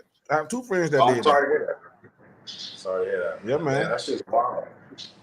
That's just wild, man. Like, I didn't even know that was going on until my boy Travelversity was telling me about it, because he keeps in contact. I don't know. You see Travelversity? No, I haven't seen his. Yeah. No, I haven't seen his. Y'all got to put me down with him, man. I try to reach out to y'all brothers overseas, man. He's a pretty big YouTuber, so he's not going to be like as responsive as GMT and I, but you could join the if you go on Facebook and you put in Travelversity, I could accept you into the group. I'm an admin on there. So okay. Yeah, it's a good place to get some more information, you know what I'm saying? But yeah, man, definitely interesting, bro. Definitely interesting what's going down in the world, man. Feel bad for a lot of brothers. I didn't know it was such a crazy thing that people are going sexless and killing themselves. I'm seeing these videos. It's pretty sad, man. And you know people yourself that you said that's killed themselves. That's pretty sad, man. What were the reasons behind it? Some of these brothers ain't been taught the game. I really can't touch it because both of them was in relationships. One was married and both of them. Another thing, both of them just had a child, so it blew me away. Wow. It blew me away to understand. I don't get it because they both had little. The kid was little. Damn, that's sad, bro. Sorry to hear that. That's wild. Yeah, right. Just have a baby and kill yourself. I'm sorry to hear that. In both situations, they were the only child. Oh, Okay, but you know, like another point, many of the homes in the West are primarily matriarchal these days. You know what I'm saying? Most people don't have any masculine energy in their homes in the West. So, you know what I'm saying? You got these dudes that are highly emotional and stuff like that. You know what I'm saying? I like Buddy in Blue Book Cartel. He did an interview with Andrew. You know what I'm saying? I made the video. The last video I did, I posted his comment or whatever. I didn't want to reveal who he is, but he came out. But yeah, he went to DR. He fell in love. The girl was only after money. What whoop-de-whoop, shit on whatever, right? So people were laughing. I'm like, idiot, went to DR, fell in love, rookie, dumbass, just ridiculing the dude, right? But the dude he put like, you know, his actual life. He was over 300 pounds. You know, his mom's doesn't love him like that. You know what I'm saying? Or show him any love. You know what I'm saying? He's depressed, stuff like that. People don't think about what this man's life is like. You know what I'm saying? Like, his life could be absolutely horrendous. We're just seeing like, oh, fat dude, you get no cheeks in America, and you know, like, damn, you know what I mean? When do we have mercy for our brothers? You know what I'm saying? That's, they don't. I think that's they don't. Yeah, man. Like, we don't even have mercy for each other. So how can we people talking about the females, but like we don't have no brotherly love either. You know what I'm saying? Like, yeah, I mean, if dudes, but you know, we like to clown each other. You know, I know you from the States. You know how much they clown and joke on each other. They go crazy. Yeah, I get that, but like I could take a joke. Okay, cool. You could hit me with jokes. Cool. You know, my life is cool. You know what I'm saying? But now somebody whose life is not cool, it's like you're running them into the mud. You know what I'm saying? Like you're grinding them up extra. You know what I'm saying? They're already if somebody's already having thoughts about killing themselves, and you're like, man, you get no buns, kill yourself, fool. You lame ass. You know what I mean? Just going in on them. Right. People joking, but you know that's just stabbing them in the heart. I used to be an overweight dude. You know what I'm saying? I used to be out of shape and shit. So I definitely understand, you know, how some people feel. So, but yeah, it's crazy, man. I hope that that shit has a course correction in the West. You know what I mean? Like it will have to. It will have to come to the women. The women have to change the way they mate. They made a strategy have to change, and that's going to be the game changer as far as getting brothers back on top. I ain't gonna say back on top, but back together with them. Well, we are making families, or we are having relationships that are meaningful and for long term. That would be on them because you know they don't want control access to you know to them, but we access the relationship, but they don't want the relationship with us. Ain't nothing we can do about it. But it's not. I do get it, but I can't fully blame them because it was implemented by the American government. The American government wanted to break up. This is by social design. This is, you know, women didn't just say, "Oh, I don't want families," you know. So like, they're only taking advantage of a system that allowed them to take advantage of it. You know, it's beneficial to them. Beneficial to them, so it pushed them to take advantage of it, pushed them to utilize these tools or whatever, you know. But now you got a lot of people that are unhappy in the West. You know what I'm saying? A lot of unhappy people, a lot of broken homes. Like, if you talk to 10 people, at least 6 or 7 of them come from a broken home. You know what I'm saying? You know what I mean? If you talk to 10 really. Yeah, these days, yeah, you talk to 10 random people. Most of them come from a broken home in America. Parents divorced, crazy, or never even were married. I'm seeing a lot of homeless people, man. Oh, I'm gonna do a video about. You should do a video about that too. That's actually interesting too. People don't know about the eviction rates, the homelessness that's going down right now, inflation. People know about inflation a little bit, but they don't really know what's going down. You know what I'm saying? So they don't even understand why they even have inflation. They don't even understand why even inflation occurs. They don't even know how that even happens. People wanted them semis. That's it. They just wanted the money. They didn't care where it came from or anything. They just wanted the stimmy. Right. So I need a stimmy. Yeah, I mean, now they're paying for it. You know, my mother was saying that they're talking about at her base, her army base. They're talking about cutting 500 employees from the federal government just at that one base alone. There's many bases, you know what I'm saying? So they're going to be cutting a lot of jobs. So if you say one base is 500, 10 bases is 5,000. You know what I mean? And there could be. But you know why they do that, right? Huh? You know why they do that, right? Why? The control price. Control price and control the economy. If the economy start rocking, if the economy start rocking too much and making too much money, they gotta slow the economy down, and inflation is one of the tools they use. Oh, you talking about inflation? I thought you were talking about why they're terminating people. Yeah. They're trying to get the economy back on track. You know what I'm saying? Our shit's fucked up. You know, everything is going up. We're now. The thing is, inflation is normal. The problem is hyperinflation. You know what I'm saying? Right. Hyperinflation is inflation is just normal. That happens. Yeah, but hyperinflation is when things are going up rapidly. Eggs go from $3 to $15. You know, and that's out of line. Yeah, that's crazy. That's crazy. But we did have an egg situation here, dog. Egg and chicken wings. Now, what I'm wondering is, in America, are they going to start giving more hormones to food? Because you know they just be injecting shit. You know what I'm saying? So I'm wondering to deal with like the food crisis, because there's food crisis going on in the West. It's a food crisis right now. I wonder if they're going to just start cloning more shit. Like, is it going to be more unnatural, unhealthy foods that they're going to be producing and feeding people? If that's the case, then that's going to be a problem. You know, I think they're going to go to another livestock. What kind of livestock you thinking? Maybe back to goat and sheep. Okay. Oh, that's what they have here. You know, that's what they have here. A lot of goats, a lot of sheep. That would make sense. You know, if they did that. The problem is we don't really produce anything in America. We gotta start producing stuff. Do you think the dollar's gonna crash, or do you think it's gonna remain? A lot of variables. A lot of things got to happen for the dollar. It just can't crash off of speculation alone. I mean, a lot of variables got to happen globally. Like trade deals got to start going sour, like almost to non-existence.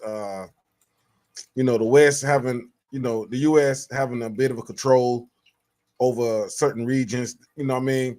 They will have to lose a lot of power for the dollar start to really be devalued or crash. That makes sense. Yeah. Because you've been in the military. You already know what the military, you know, what this country is built on. Right. That's what I'm saying. I was telling my boy that, because my boy's an Austrian economics. I'm like, yo, America's gonna pull up and they're gonna take resources before they let shit crash. You know, that's what they don't understand. Now we from it. We seen it done. We know what they do. Listen, you don't want them troubles. You better either do business with them or they coming. Pretty much it. You know what I'm saying? Like, and they don't understand the pull-up game is real. It's real.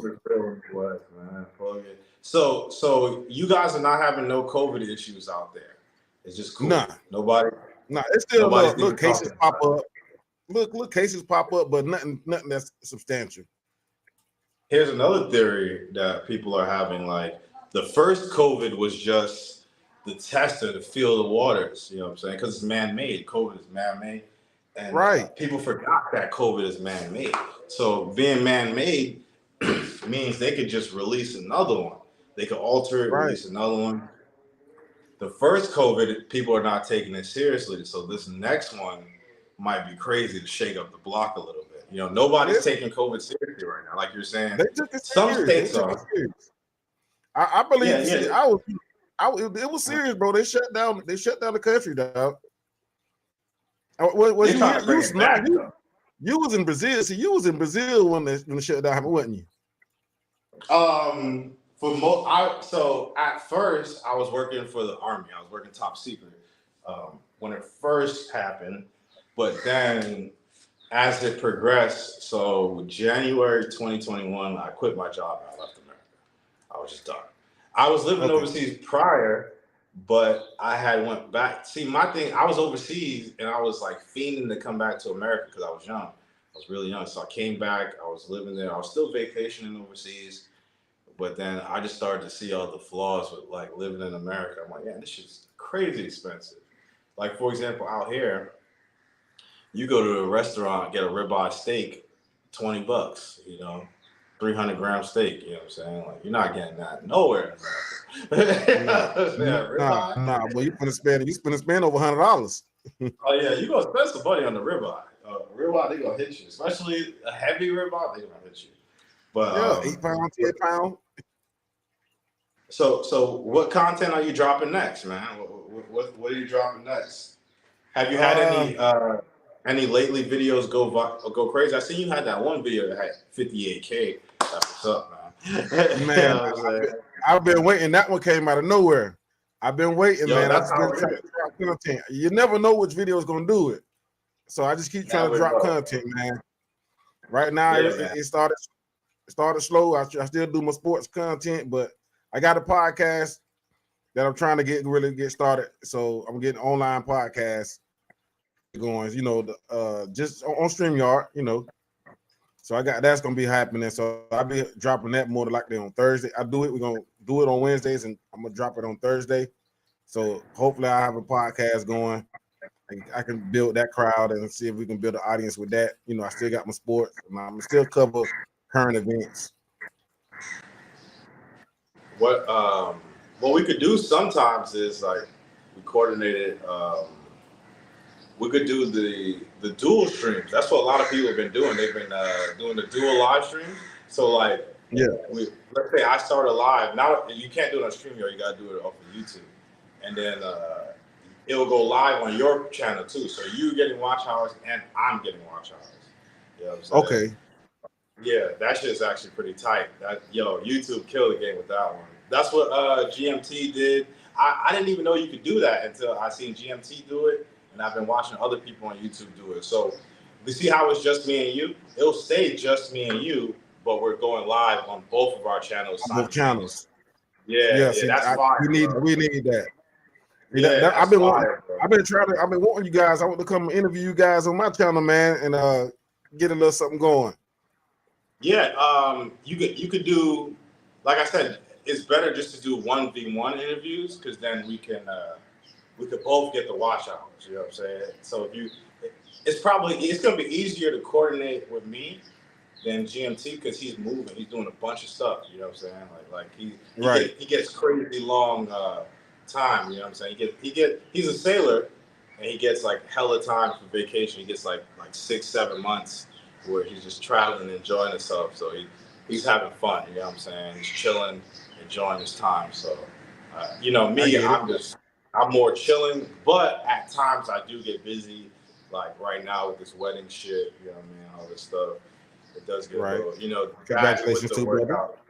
Hey, thank you, man. Thank you. Yeah, that with the working out, you know what I'm saying? I be cooked sometimes, like running 4 or 5 miles. You know what I mean? Whew, so that should be crazy. I bet it do, boy. Cause I'm out of shape now. This the worst out of shape I've ever been. So I definitely got to get back into the gym because through my 20s and 30s, I was always in good shape. See, and that's the thing, I've been seeing like a lot of people have been getting out of shape because it's kind of depressing being in America, man. Oh, now you're playing ball. Okay, that's what's up. Damn, that's what's up, bro. Yeah, like a lot of people been getting out of shape in America because it's depressing. When I was in America, I was drinking like every day. You know what I'm saying? Even because the thing, honestly, and this is my thing, right?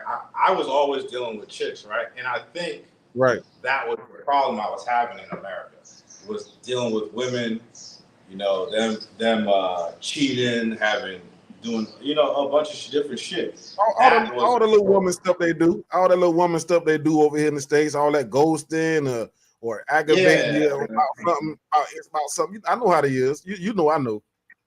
Yeah, like so I think a lot of dudes are just better off just, being a lonely lifter. You know what I'm saying? Just staying to yourself, working out, just living a stoic lifestyle, stacking your chips, and then just sliding.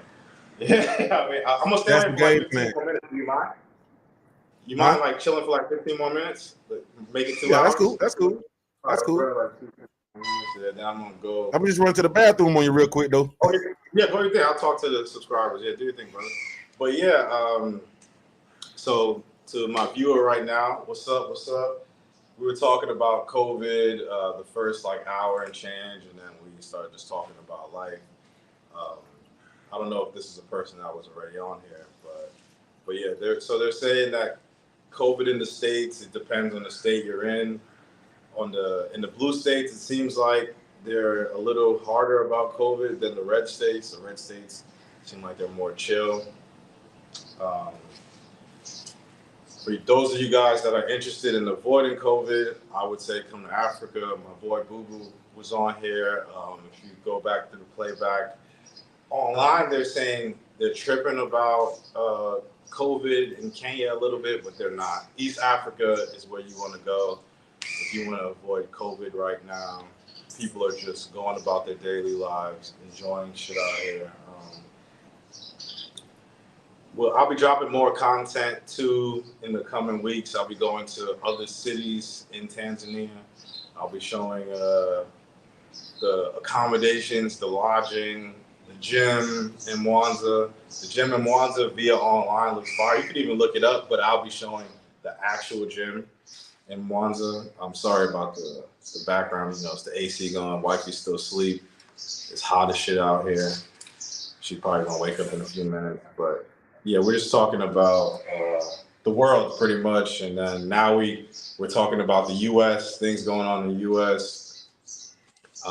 People getting out of shape, suicides and stuff like that.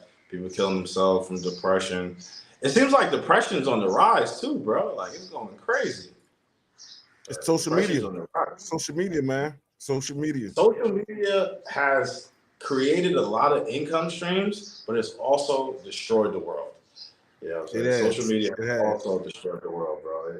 A lot of people are feeling the effects of social. Even with the whole like social media thing, showing stuff, right? You still got people who have like ignorant perspectives of the world. Like you see me here in Africa, right? So there'll be like people who comment on my shit, like, oh, I promote my channel and shit like that on Facebook and stuff like that. So they're like, oh, right. Yeah, you're telling people to go to war-torn Africa where they're gonna get killed. You're like, what are you talking about? You know what I'm saying? Like, that's the 1980s version of Africa they're thinking of. Oh, that's what I'm saying. 70s. Like, what are you talking about? Like, it's safer here than anywhere in Latin America. Tanzania is safer than any Latin American country, bro. You know what I'm saying? Simply because every country in the Americas have drug issues. Every country in the Americas has drug issues. I don't care where you go in the Americas, there's drug issues. You know what I'm saying? Don't forget about the gun. The Americans love the gun. Even guns. The Americas, not just by the Americas. I'm not just talking about North America. I'm talking about South America, Caribbean. You know what I'm saying? Even fucking Canada's in the Americas. You know what I mean? Like there's drugs. There's drug addicts all over Canada as well. Canada is riddled with drug addicts. Have you ever been to Canada? Mm-mm. Yeah, Canada's cool. It's just like America. It's a cooler version of America, pretty much. But they still have, the thing is, the Western influence is spreading virally through social media. Social media.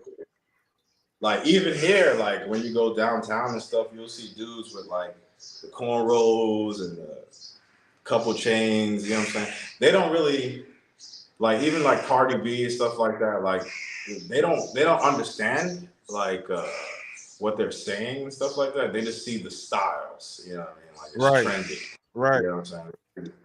They don't understand, even in places like Kenya where they speak more English, they don't really understand like what Cardi B is saying. Like I heard a song like run down on a be. You know what I'm saying? Like they don't understand what rundown means. They're just regurgitating. Repeating the words. Right. Yeah, but when I explain to them what it means, they're like, "What? That's ignorant." You know what I'm saying? That's what you subscribing to. Yeah, they don't even know that. You know what I'm saying? I'm like, yeah, that she's talking about attacking a girl that she's having an issue with. You know, because that's so. You know what they do here when they have like let's say I cheat on my girl with another girl, right? And my girl find out about it. She's not gonna fight the girl. Like what people do, or like what some of the girls do, like what I've seen is they'll have like they don't even engage in like violence. You know what I'm saying? Like, it's so silly. What they'll do is like they'll go up to the other girl, start twerking and stuff like that. Like it's my man, stuff like that. Like funny. Yeah, it's funny, bro. That don't make no sense. There's no violence. You know what I'm saying? There's no violence going on in these, like no real people ain't getting busy like that. You know what I mean? It's pretty chill. Right. So what's your next video you dropping? Did you drop one today? No, I didn't drop one today. I got a simp video I want to really cover simps. See, that's gonna get you. Yeah, that's gonna get you some views. yeah. You got I have it's not no I might have to go in there and clip a few clips out of it so I can start putting it. So that's the only thing I've been slipping on. It's not expanding to TikTok. So I'm just starting to clip some of my stuff out and put it on TikTok. So that's something I'm working on right now too as well.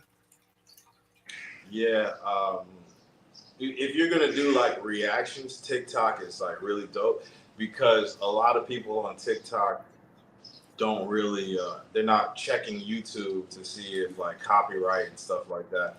But people on YouTube will definitely copyright strike you 100%. Oh yeah. I use a couple people on YouTube videos, but I didn't use the whole video. I have a portion of it, then I just I do a little clip of it, then I start talking about the clip or the subject within the clip. You almost had 1,000 subs, right? Right. 946, man. It slowed up where I'm real good. I had it moving, then it slowed up for a month or two. Yeah, it slowed up. So I'm trying to pick it back up right now. Hey, that's why I'm hoping you and Jim. Huh? I'm over the limit. Oh, so you already monetized for like super chats and stuff, right? Watch hours up. I don't know why it won't allow me to do so, but I've been monetized for super chats for a while. It just I don't know. I don't know what's been hindering me from doing that. Because I've opened the email, I signed up for it, but it haven't came through. What? You get that with yeah. You get that at 3,000 at 3,000 hours. Yeah, 3,000 hours. Yeah, that's weird, but I'm almost there. I'm at like 26 and change. So, man, that's why I'm over 8,000 hours now. I'm over 8,000 hours now. You 8,000 hours watch time? God. Yeah, man. I just ain't got the subscribers to keep it. I just don't have the subscribers. I got the hours, but I don't got the subscribers. But they're gonna come though. Keep dropping videos. They'll come. Subs will come. Subs are gonna come. 100%. Damn, bro, 8,000. Ooh, you've been going crazy.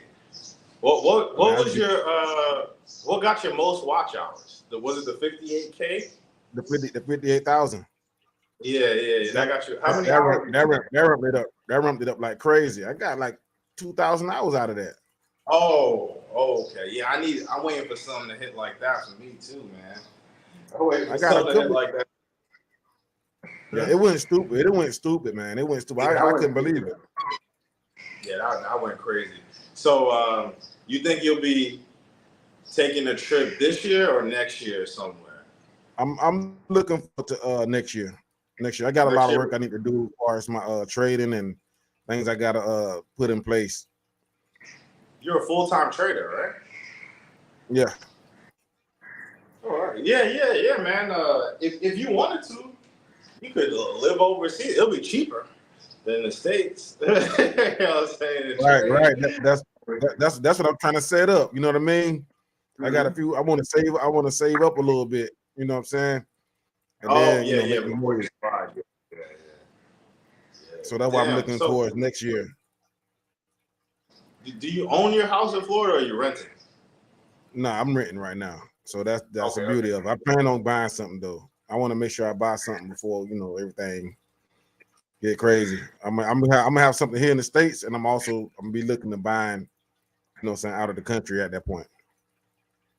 Yeah, I was gonna buy something in the States, but I don't want to have to go back, and like my family would manage it. They said they would, but you know how that shit is, you know what I'm saying? Like families say, Right. but everybody has their own lives. They're busy and shit like that. So, man, I get it. I'm not saying, I respect people's time, so I'm not. I'd rather just do something that I know I can manage myself. But yeah, man, if you go overseas, I definitely. Maybe even buying property, Dominican Republic would be lit to buy property, bro. Okay. I seen that Colombia. I seen Colombia. Some of the vacation spots, places I say I didn't want to go will be the places I would want to invest in. I seen I don't know if you know him. What his name is? Passport Heavy. Passport Heavy. I heard of Passport Heavy. Yeah. What's he doing? He's been on YouTube for a while. He's been on it before everything changed. You know what I mean? Yeah, he does a lot of investing, and he's probably the first travel blogger I actually seen do it. He gets paid to travel and showcase different spots. Well, I noticed that he's starting to really get into the investing side and buying property and travel locations. Yeah, and I think he was down there in Panama. I think he was somewhere down there promoting that area. See, Latin America is the easiest place for us to like invest. You know what I'm saying? The Americas is gonna be easy. It's the easiest for us to invest. Like investing here is more difficult. You know what I'm saying? It's more of a process and stuff. You know what I mean? They don't really. They're not tripping about us staying here, but as far as like officially owning land and stuff like that, they're not really with it. And now people say like, oh man, I don't really want to be in places you can't officially own land. But that's how they keep the culture intact. You know what I'm saying? If you start letting people from everywhere just buying shit up, you know what I'm saying? Prices are gonna raise, the culture's gonna get diluted. You know what I'm saying? Especially when Westerners come, because think about it. If they open this shit up, hella Europeans are gonna buy property. Right. What about for black people, the American blacks? You know what I'm saying? That's willing to come back to the country. Hey, we wasn't we didn't ask to be over here. Now let's not remember. We didn't ask to be over here. We would like to, come back to the continent and be able to have a stake in the continent where we're originally from. So what you're talking about is repatriation. Right. So some like the West African countries are more likely to let us get away with repatriation than East Africa because we're not. All of us are West African. Our DNA is West African, Nigerian, Ghana, stuff like that. We're not really. We have very minimal East African DNA because they went a different route. You know what I'm saying? Right. Very few people from East Africa went to the Atlantic slave trade. Not very, very few. This is just too far. You know what I'm saying? Like Congo, this area, they were in the Arabic slave trade, so they're not really. Sierra Leone. Yeah, we're not. Sierra Leone is west. They went to Americans. Sierra Leone, Gambia, all those French colonies and stuff like that. They're in the Americas. For Ivory Coast, stuff like that. Yeah. You know what I'm saying? Those are all Americas. So I would say those countries though. Yeah, that we should at least accept American blacks. Now I'm not saying let all the other countries in. Right. Yeah. I would say Ghana more about the people that want to come back that was from on the black side of things. Ghana has a visa for Black Americans to get citizenship or something like that. They have some program where they're helping Black Americans return to West Africa. But here, nah, they don't have that. But here is also not westernized like West Africa. You know what I'm saying? Like this is not westernized. Really, they maintain like West Africa is very like there's going to be a lot of similarities between West Africans and African Americans. You know what I'm saying? Like, and they did sell us. You know what I'm saying? Like so. That's the thing too. So I do get why some people have issues with West Africa, but they put that on the whole Africa. You know what I'm saying? You know what I mean? Right. They don't even know where they came from. You got to go to. I would do like a 23andMe and see like, okay, I am, 60% Ghanaian or Nigerian or Gabonian or whatever, Liberian, whatever. You know what I'm saying? But okay, so cool. That's who sold me off. Yeah, well, not Liberian. Liberia was after, but created after. But I'm just saying the example. You know what I mean? Yeah. But, yeah, man. That's something I was really trying to get my hand on too. To do the 23andMe, I was planning on doing that as well. I did the one with what's the other one? I did the other one. The one in America. What's the other one? Damn, I forgot that shit. Me too. I did it a couple some years ago. Yeah, Ancestry. No, was it Ancestry? Damn, I gotta go look. I gotta go find out why. I got it saved in my files on my computer. I will have to go see what it was. I forgot what it is. I don't want to sit here and quote the wrong one. My mother did it, so I never did mine. My mom's did it. You know what I'm saying? So like I know what I am. You know what I mean? Like my mom. Huh? I said likewise. Yeah, okay. Your mom's did hers too? No, my brother did his. Oh, your brother. Oh, fam. Okay, yeah. So we got the same mother and father. So what does your brother think about the state of things in America? Is he interested in leaving or you want to stay? Oh, that's something we always had to talk about. We always, me and my brother always had conversations about that. Before the passport bros thing, before all of that, we always discussed about where we want to go at, in the world. We always talked about traveling. We always did. So okay, that's just something yeah, he was interested going. He was in the military as well. So he traveled over to Asian countries. Like he's heavy into Asian culture. So he's always been that way. So he loves anime and things of that nature. I fuck with anime too. Yeah, Asian countries are cool. It's just Asian countries don't really want us living there. You know what I'm saying? And that's my thing with Asia. Asia don't want people living there at all. Like they'll ban you from the Asia. Like Japan. Japan's tripping. You know what I'm saying? Japan is tripping. Like if you overstay, they will ban you from Japan and you can't go back. Yeah, like they're not playing. That's crazy. Yeah, those Asian countries are really tripping. I mean, South Korea is cool. South Korea is probably tripping the least, I would say. That's what he was talking about a lot too. Koreans. He always talked about Koreans. Koreans, to me, were the most like genuine cool. Philippines was okay. My thing about the Philippines is they have that colorist shit in the Philippines. You know what I'm saying? Where being dark isn't cool. Yeah, man. And I don't like places that have that colorist shit. You know what I mean? Like, I know you don't. We dark skinned brothers. We dark skinned brothers, bro. I'm dark skinned, so I ain't right.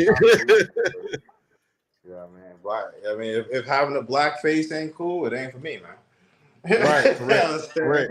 Hey, so that's why I be listening to you, because I know you come from where I come from when it comes to like that issue. You know what I'm saying? I want to be accepted just like anybody else want to be accepted for who they is.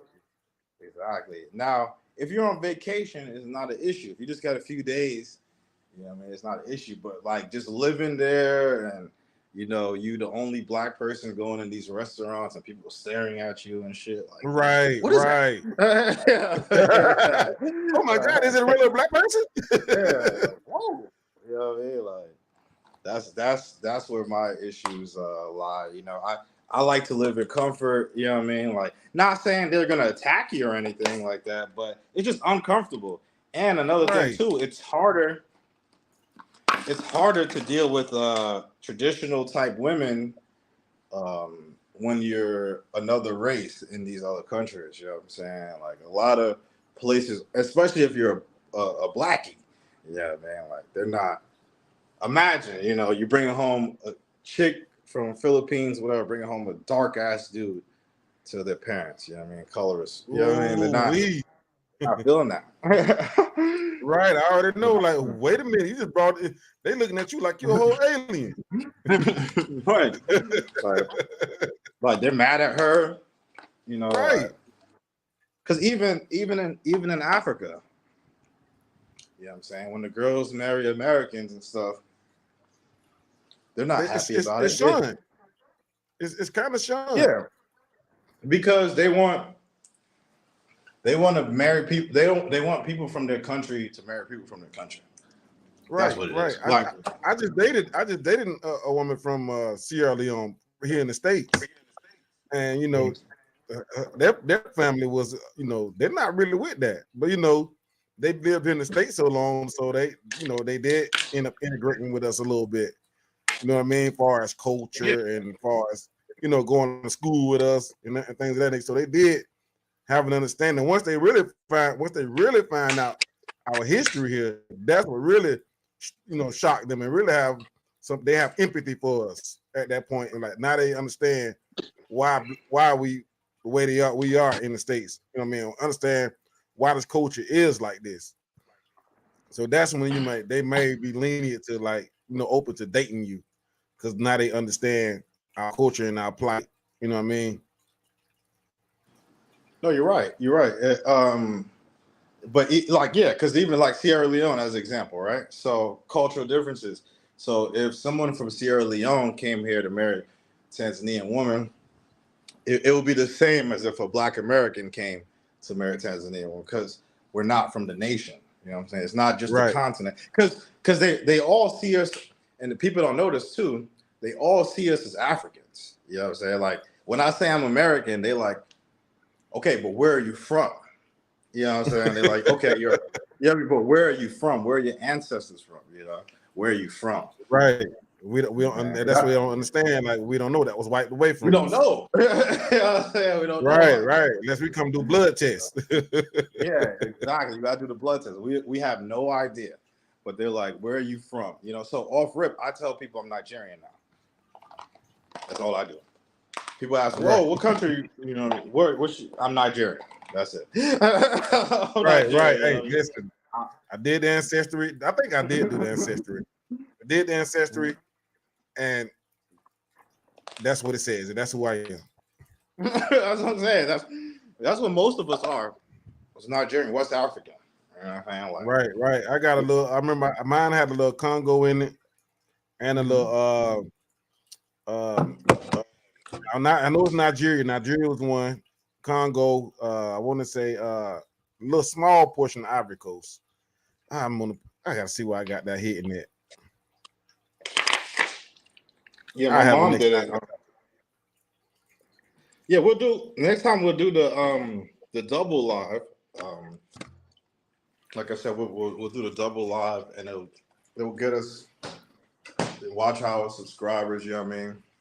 We get to share it. You know what I'm saying? I think that's a dope feature that YouTube came out with. Yeah, right. That shit is slapping. Let me know. I'm easy to communicate with. Man. So anytime you leave me a message, I'm looking. I noticed that about you. So I'm looking like it's best off, you know, just me and you go ahead and do something, because I've tried to get GMT, and hopefully he can bring in a few other more guests so we can have like a bit of a you know, a little bit more diversity in thoughts and experiences.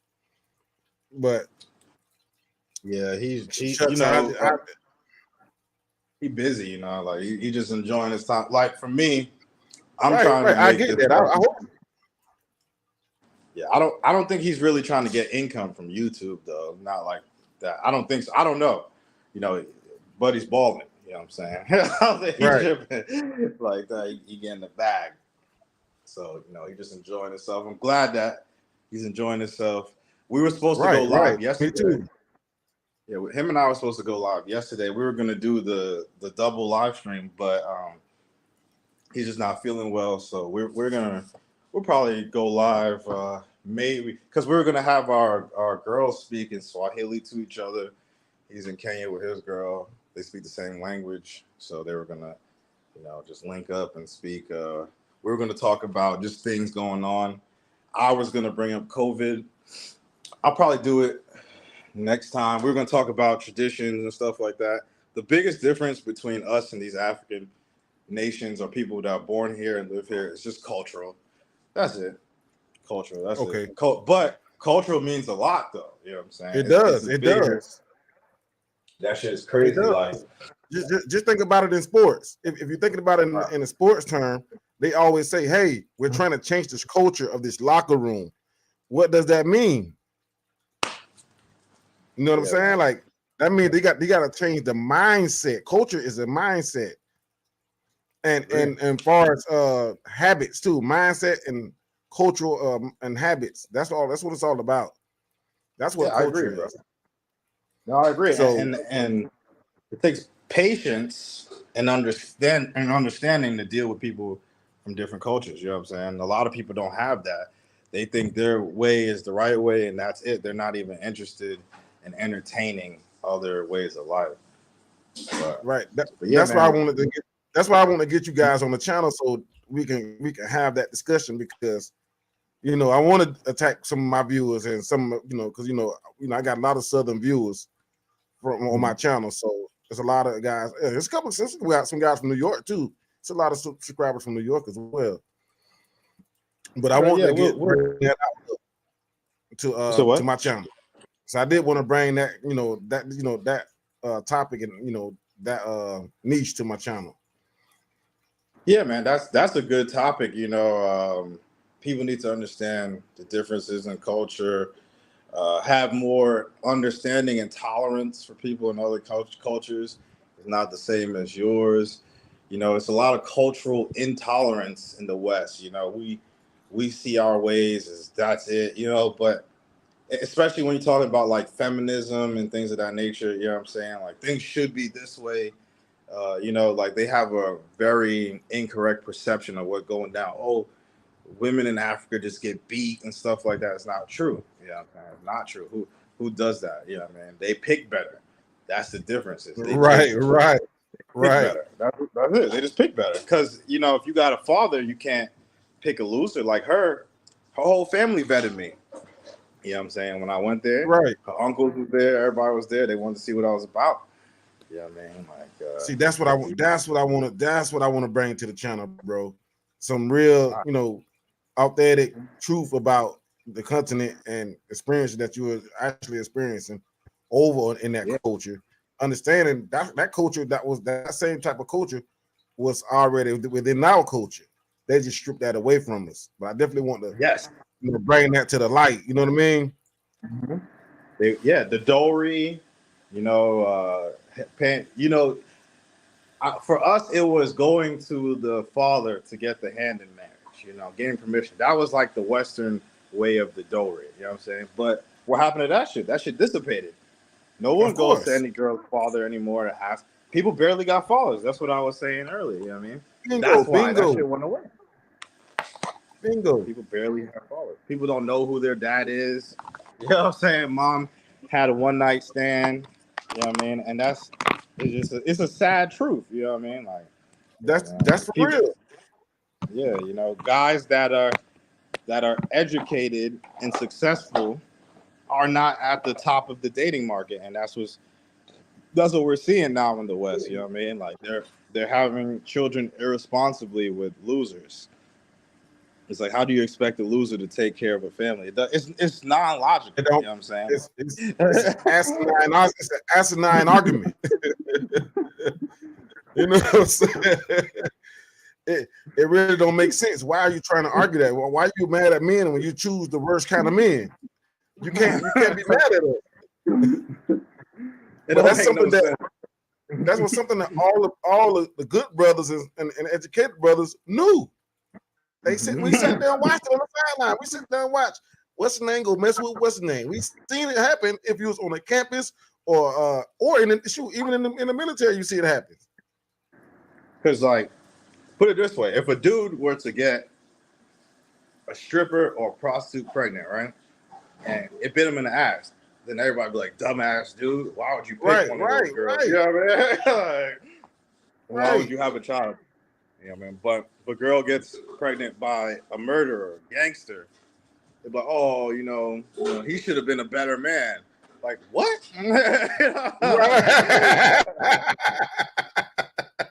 Are you serious? You're not gonna blame that she beat this dude? That's what she wrote. Yeah. But guess what? That's what their mama like. That's what their mother like. Yeah, that's what it is. They say the apple don't fall too far from the tree. There it is.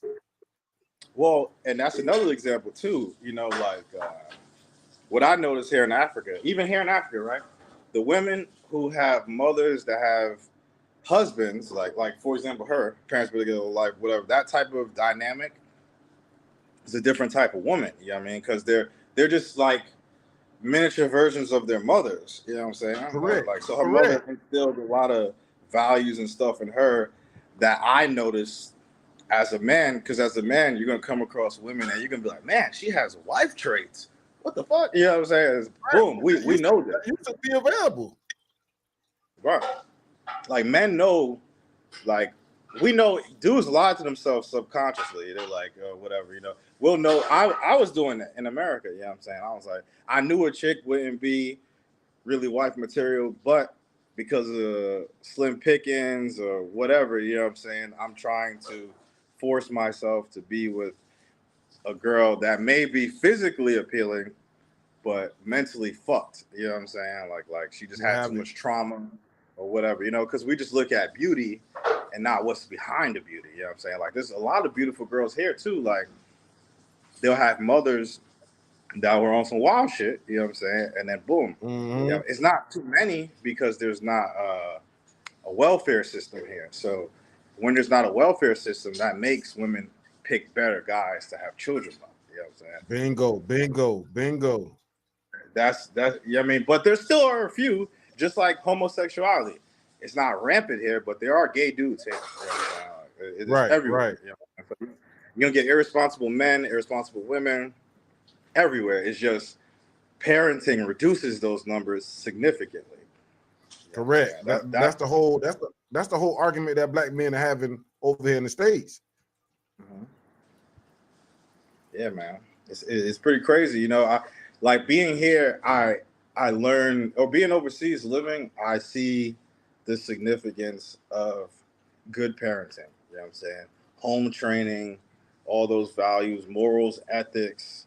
You know what I'm saying? Like people think, oh, you go to Africa, you know, those girls will do anything for money. Not true. Not true. The poorest girl won't do something immoral or unethical for $1. It doesn't matter if you offer them $500 or $1,000, they're not going to do it. You know what I'm saying? Well, I'm clipping that. Hey, Trevor Tony, I'm clipping that. Hey, go ahead, bro. We're talking. We just over here about, you know what I mean? Like, it doesn't matter. You know, people think like, oh, you know, no, that's not the case. That's the difference between liberal and conservative societies. And liberal societies, like in America, where they're not as poor, like Dominican Republic, they have more resources and more higher GDP than like a place like here, shit like that. But people will do anything for money there. Here, you can't pay these girls to do like lesbian acts or guys to do homosexual acts for money. It's not happening. Yeah, people are not going to do it. You know what I'm saying? That's against their moral ethic. You know what I'm saying? Right. Shoot, I still got those some things that set in my stone since I was a kid. It's stuck in my principle. My principle, part of my core principles since I was a young man, they are still valid today. Even though it's standing the test of time. That's why you don't see too much like African porn. Think about it. You know what I'm saying? There's not a lot of African like porn and stuff like that because those sites are blocked in these countries. You can't go to, you know, X this or X that in these countries. You know what I'm saying? It's blocked. The whole sexual deviancy thing isn't big here. They're not over sexualized. You know what I'm saying? Like kids are in kids' places. These are things I bring up to other people traveling on other travel channels and stuff, but they're not interested in hearing that type of information. Guys just want to hear about where the girls are, what are the prices, whoop-de-whoop. But they don't realize that like in these countries it's not really like yeah, they have that, of course, but it's not everything. You know what I'm saying? Like, right. People don't, just engage in debauchery all the time. You know what I'm saying? Like it's not Africa is not that debaucherous, pretty much. You know what I'm saying? Except for like maybe South Africa. Like Johannesburg has a lot more debauchery. Yeah, I heard that boy GMT really like it down that way. He be talking about boy the quality and the look of the woman. Woo! He said that's the best he's seen. That's what he said on this channel. Yeah, but he's looking at it from a surface level too, though. He's not correct. He's not looking at culture or anything like that. He's just having fun. He's on vacation. He's partying. He's not looking at it from like a stoic type place, a self-mastery type place, self-betterment. Yeah, I mean, for guys trying to better themselves. My thing is for people who are trying to better themselves, build a cool life. Yeah, the debauchery shit is cool, but it's not going to get you anywhere. You know what I'm saying? Like, it's not. It's only there for it's only entertainment. If you're already established like he is and stuff like that, then fine. Go ahead and enjoy yourself. He's a very established guy, very successful. That's cool. He earned it. You know what I'm saying? But correct. For people trying to get to those places, they don't really need to engage in those things because if you a hot dick trick, you're gonna part with your money real quick. You know what I'm saying? Right. Right. You know what I mean? You're gonna part with your money real quick. You know what I'm saying? They're gonna. Yeah, I mean, like, and it's a lot of people. I tell you the truth, cash. it's a lot of brothers like that here, bro, and they go over in countries and do that. And the lifestyle that they portray online and Instagram is making these guys want, really push for that. Really, like they look up to that. You know what I'm saying? Yeah, I'm not going to say like I haven't engaged in any debauchery or I don't engage in any debauchery, but I'm not promoting it. You know what I'm saying? I'm not trying to push it because you could do it. You know what I'm saying? It's keep it conservative. You know what I mean? Like, all right, boom. You don't want to embarrass your family, your girl, whatever. You know what I'm saying? Like, yeah, I mean, like I could have different chicks on here every time. But right. It's not a good look. It's not a good look. You can't. You worry about your actual reputation and what that means to you. That's what you worry about. You can't say a place is cool for meeting girls and sex is just liberal. They're just like whores and stuff like that. It doesn't make sense. They're not wife material then. Because it's weird. It's like guys are looking for like a wife that's also like a promiscuous woman. You know what I'm saying? That's oxymoron. You know what I mean? You can't have both. Yeah, you can't have both. You gonna have either one or the other.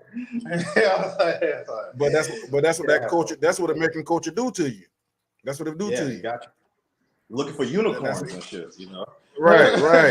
Illusion is real. I think it's looking for unicorns. You know what I mean? That shit doesn't exist. The illusion is real out here, boy, and it's through the roof too. That's the thing amongst men and women.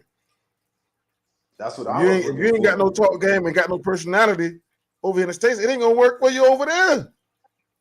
Nah, it's not gonna work. You know what I mean? You still gotta be able to hold a conversation and have a woman be attracted to you outside of who you are and what you look like or what you can do for them. Like dudes think they're gonna come here, get a wife, bring her back, she's gonna pay half the bills and stuff like that. 50-50 only exists in the West. You know what I'm saying? Like, right. It's not gonna happen. You know what I'm saying? Like, and that's another thing too. Like some of the African girls, when you find out you're American, they think because they see the shit. I had a girl ask me like, "Oh, you're American. before we do anything, I need to know, do you have homosexual sex with men? I'm like, bitch, what? Like, Don't ever try me like that. Yeah. But that's what they see. You know what I mean? I was taking it Right. personal. But, you know, you got to remove yourself from it and to see how they overall view your nation, you know, what's being promoted. You know what I'm saying? It's not personal. It's not personal. It's just, and that's what I had to learn too. Like, a lot of this shit is not personal, bro. It's just the perception of the country.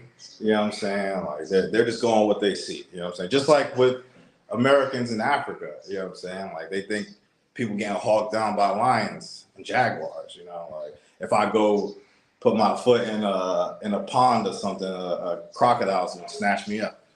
Yeah, man. They think stuff Right, like that. right. Hey, boy, they really scared of that. That's just rhetoric. You know what I'm saying? Like, it's just rhetoric. That's all that shit is, and that's what I'm peeping. You know what I mean? But people are gonna see as more. You know, it's not even that many YouTubers, Black American YouTubers in Africa like that. It's not that many compared to like Latin America. You know what I'm saying? Right. Very few here. So like, I plan on being one here soon. Give me a year or two, but it shouldn't take me that long because I'm really tell the truth. I'm really waiting until I get to like a certain money level of how much money I generate per month. Then once I do that, then I plan on setting up my business, my course after a while, and make sure I set all that up first before I even leave the country. So that your trading course? Yeah, trading course. Yeah. Oh, that's fire, bro. That's fire. Yeah, that's gonna be that's a fire idea. Right there. What you see, that's my company. I already got it listed in Florida already on Sunbiz. Yeah, you'll get a lot of people to sign up because a lot of people want to be able to be nomad. A lot of dudes are done with America, bro. From what I've seen, they is. I talk to people on the street for real. So yeah. Yeah, it's kind of sad that, you know, I used to be a super patriot. You know what I'm saying? Like, obviously I joined the military. I was a super patriot. Right. My dad and my brother was in the military, so you already know how I feel about it. Yeah, man. I was really down for the cause. I was ready to die for America. You know what I'm saying? But now they're pushing all this homosexual stuff, gender changes and stuff. I don't agree with it. I don't hate. I don't have any hate or nothing like that. I just don't agree with it. You know? I don't want to raise my kids around that. Me neither. I want to raise my kids in an environment where they're overly sexualized or sexualized at all. You know what I mean? Children here are children. You know? And that's what you'll notice when you go to places like Brazil. You go to Brazil, you go to Rio, you go on the beach, right? I'm gonna drop a video about Brazil, where to go. I'm not gonna talk about like social things or problems I've noticed living there, because people don't care about that. I mean, dudes just want to know where to meet the girls at. So I'm gonna give them what they want. When I'm talking about Latin America, I'm gonna give them what they want. You know what I'm saying? You can have whatever. Boom. Okay. You want to know where you're gonna meet the ladies at? That's with it. All right. Cool. You know what I'm saying? Cool. This is what you gotta do. I don't think I'm not gonna say any prices, nothing. But you could, they could hit me on Instagram if they want to know any of that stuff, or you could just call. You could actually call the clubs.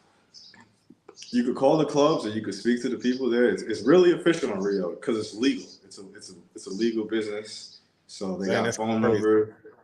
Yeah, it's legal. Yeah. The whole like prosty stuff is legal out there. So they have terminals. So I'm gonna drop the terminal guide, where to go. I'm gonna tell dudes where to go, because that's what they want. That's a Razor. Razor Rays? Who? Razor Rays. He has like one of the biggest like passport bro shows on YouTube. He's gonna keep growing crazy. His shows, he be having like everybody on there. Ace, BMT, Check and Effect. All the big YouTubers know about him. His channel's dope. He's a cool brother too. Really cool brother. Wish he was overseas chilling and shit. If he was overseas, it'd be fire. But yeah, really cool dude. He gives me ideas, help me with this shit. So I'll be dropping info for these guys today or tomorrow. I did this live stream for 2.5 hours today, so yeah, I see that. Yeah, I'm gonna be done with. I'll probably do a regular video, and then I'll do another live stream with you. It's coffee? Yeah, thanks, baby. Yeah, I'll do another live stream with you. We'll schedule it. You got Instagram, right? No, I don't. Just email me, bro. Email me. I'm on Facebook. Okay, email. You got Facebook? Okay. Yeah. Just email me your Facebook name, and then all right. I ain't trying to throw all your shit out there. So email me your Facebook name, and then we'll get with that. What's the longest live stream you ever did? I've done an hour, almost a 2-hour live stream. It's back in the beginning of my channel. I don't think nobody ever one of those first couple of videos I ever done. Matter of fact.